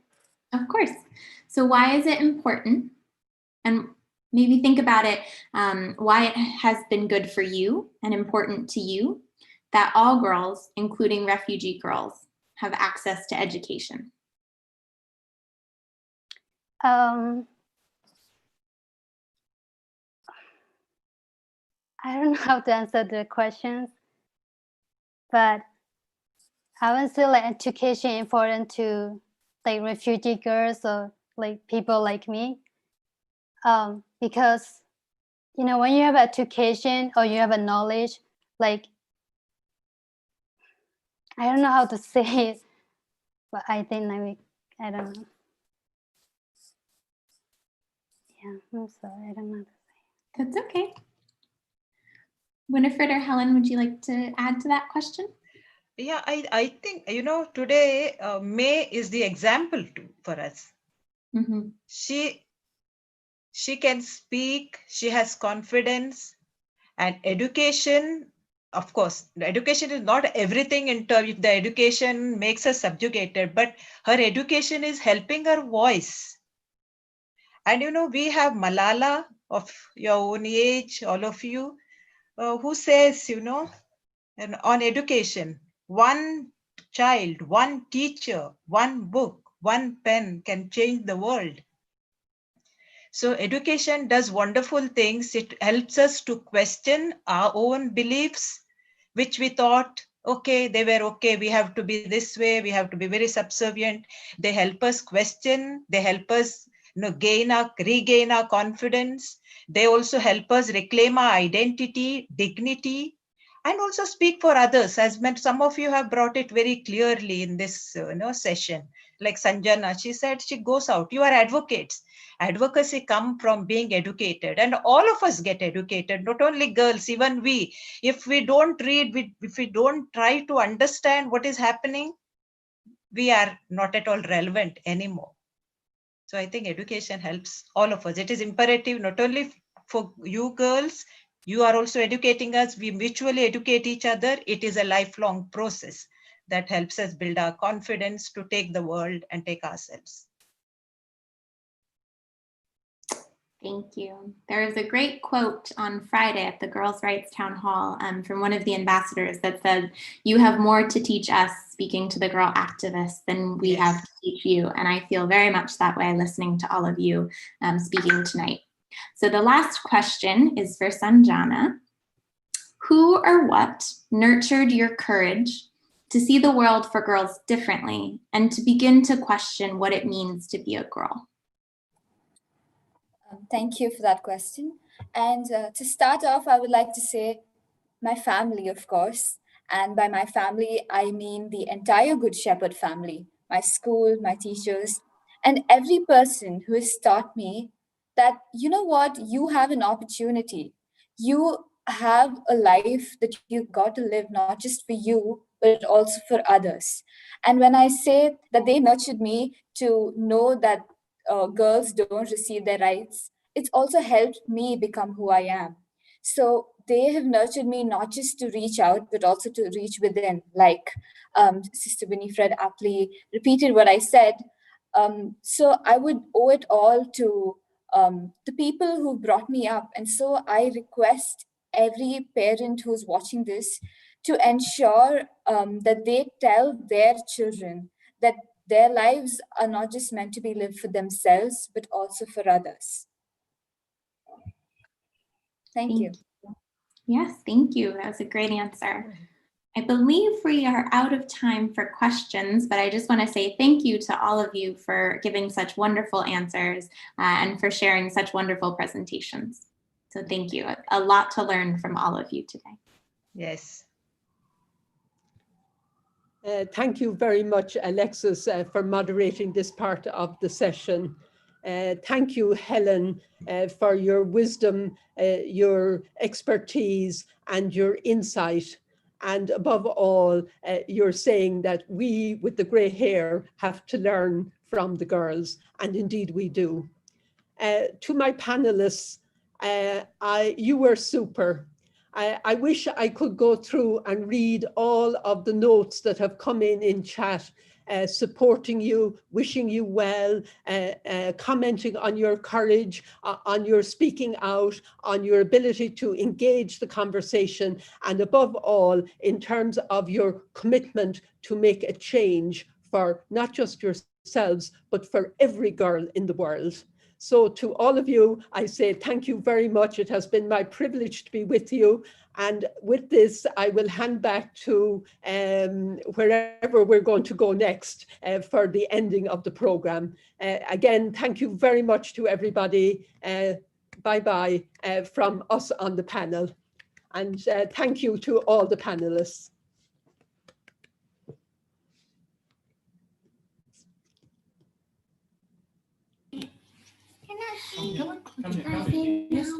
Thank you for joining us today. We had so much fun with you. It has been an awesome event. Hope to see you again soon. Now, before we end, we're going to bring back the video of the International Day of the Girl Child and the song as well. Let's have fun watching it before we end today. Thank you.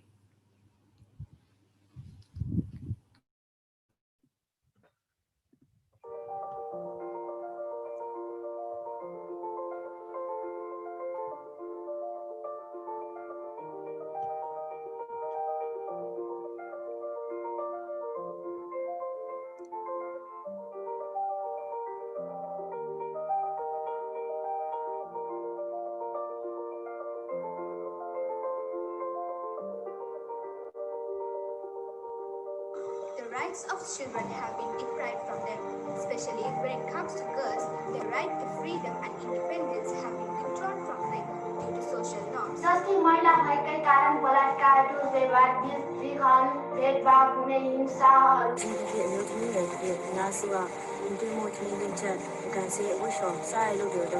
It's not only my story that I'm speaking. This is the voice of thousands of girls like me.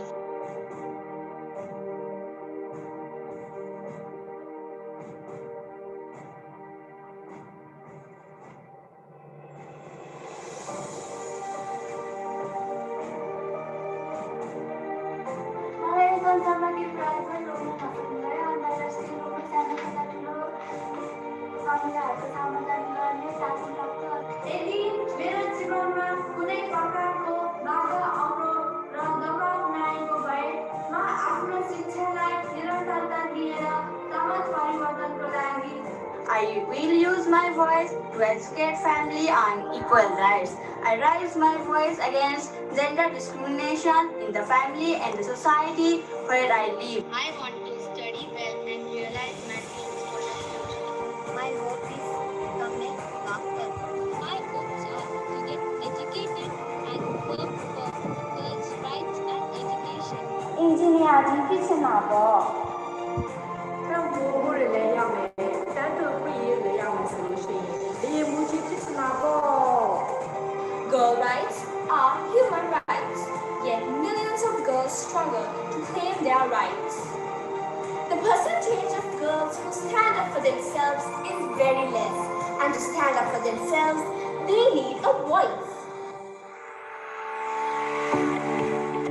By being the voice of the other girls against gender discrimination, child marriage, sexual abuse, deprivation of education, and trafficking. Bilang parte ng kabataan, magagamit ko ang aking boses sa pamamagitan ng pagsulat ng tula or spoken poetry na nilalaman kung ano na nangyayari sa mga kabataan at kung paano sila alagaan ng ayos. Bigyang tuon at solusyon na matulungan ang pamilya na nakaranas ng kagipitan sa buhay, lalo na ang mga walang kakayahang mapag-aral ang kanilang mga anak.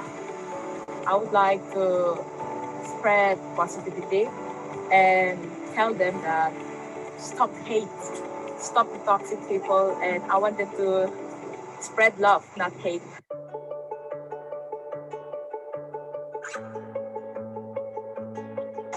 Kepada semua kanak-kanak perempuan di dunia, teruskan berusaha kerana pendidikan sangat penting dan semua berhak mendapat pendidikan. To have a dignified life, we need to raise our voice for the better future. Alone we can do so little. Together we can do so much. Doesn't matter who you are, Where you come from. girls can be powerful agents of change. We will join together and win the world together. My voice equals our future. My voice, our future. My voice. My voice equals Our future. my voice sounds. My voice our future.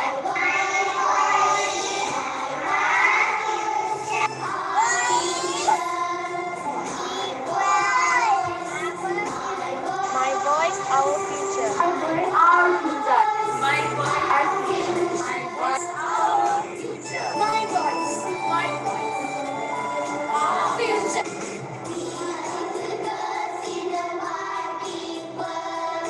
We are the future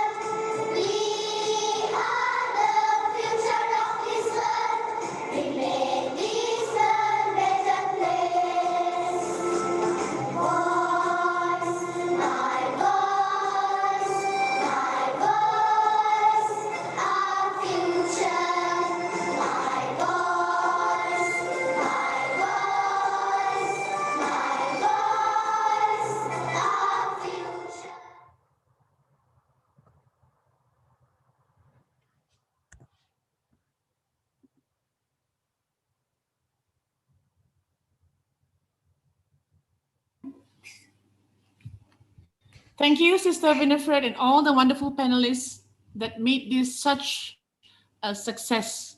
The International Day of the Girl Child, it's been an amazing day of sharing, of listening, of watching. Thank you so much, and that's come to the end of our show. And thank you everyone who made this event possible. Goodbye. Goodbye. Thank you. Goodbye. Thank you. Yay. Now we us. La la la la la la. Oh, hey. Yeah.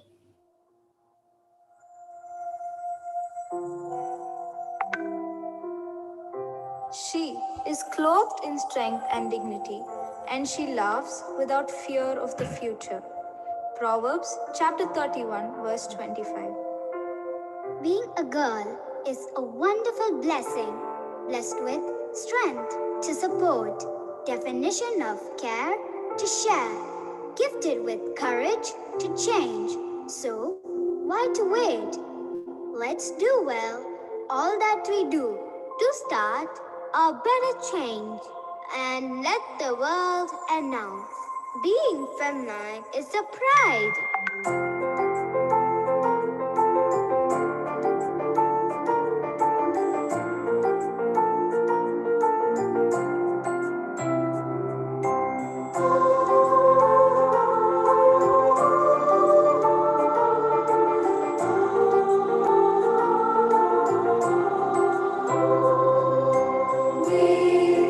Break out in song, rejoice with dance. We blow our trumpets, beat our drums. Empowered are we with visions for the future. We break the silence. Empowered are we with visions for the future. We break the silence. We are willing, we are ready to leave our footprints on the mighty sands of time. We have our visions and inspirations. With joy and power, we claim our equal rights.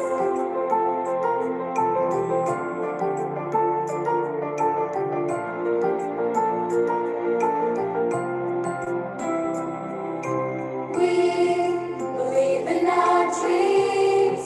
The future is ours. Our senses unfold. We are lifted. With esteem and pride, we celebrate our lives. Girl children are we. With esteem and pride, we celebrate our lives. Girl children are we. We are willing, we are ready to leave our footprints on the mighty sands of time. We have our visions and inspirations. With joy and power, we claim our equal rights. Listen to our voices, God children are we. Our lives really matter. We're free as the wind, like waves on the ocean. With rhythm we dance. No more do we fear the silence, the silence, the silence, the silence. Together, we celebrate my voice, our equal future. Our inner selves awakened. We claim the world. We are willing, we are ready.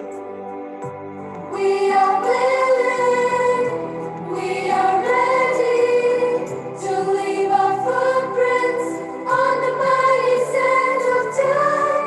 Hear our voices, your children are we. We raise our voices for an equal future. We have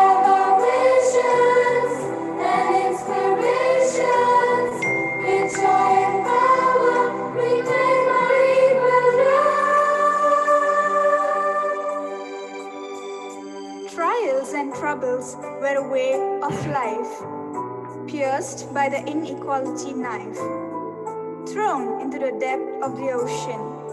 She was born again to become the constellation. If you think she lost the game, you will hear her shout, "Resilience is my name." Today, tomorrow, and every day, she's ain't just a star, but a Wonder Woman with power.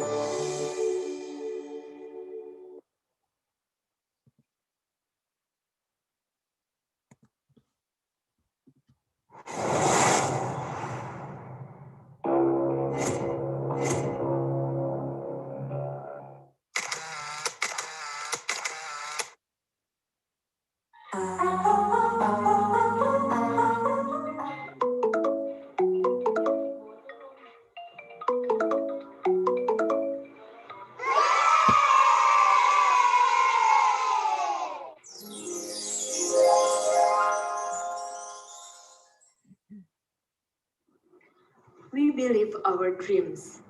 The future is ours. Our senses unfold. We are gifted. Dear audience, we sincerely present our talents through song. We have strong hope to make our dreams come true in the future. Please enjoy our performance, Santa Maria Fatima Children's Choir from Indonesia, that liven up the celebration of International Day of the Girl Child 2020.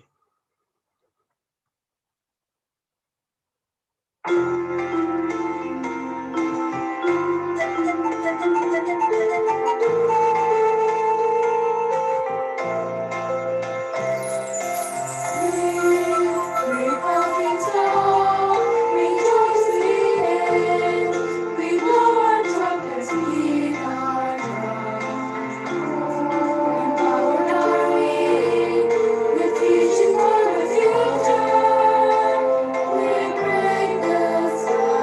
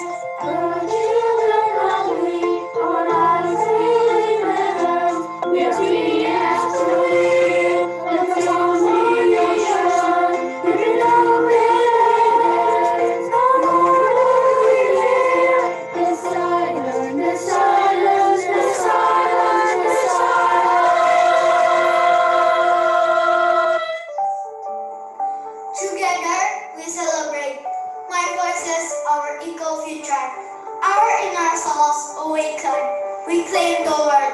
We are willing. We are ready. We are willing. We are ready to live our progress on what is as of right. We hear our voices. The children are we. We raise our voices for everyone you want. We have our visions and inspirations. We joy and power. We light our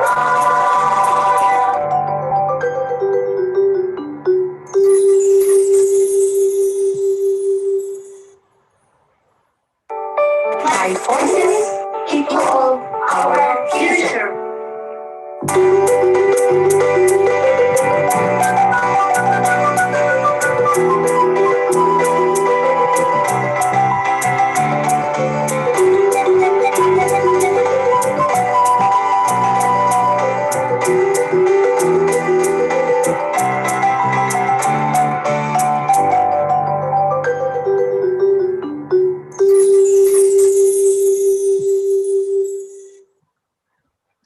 Thank you, everyone, and goodbye.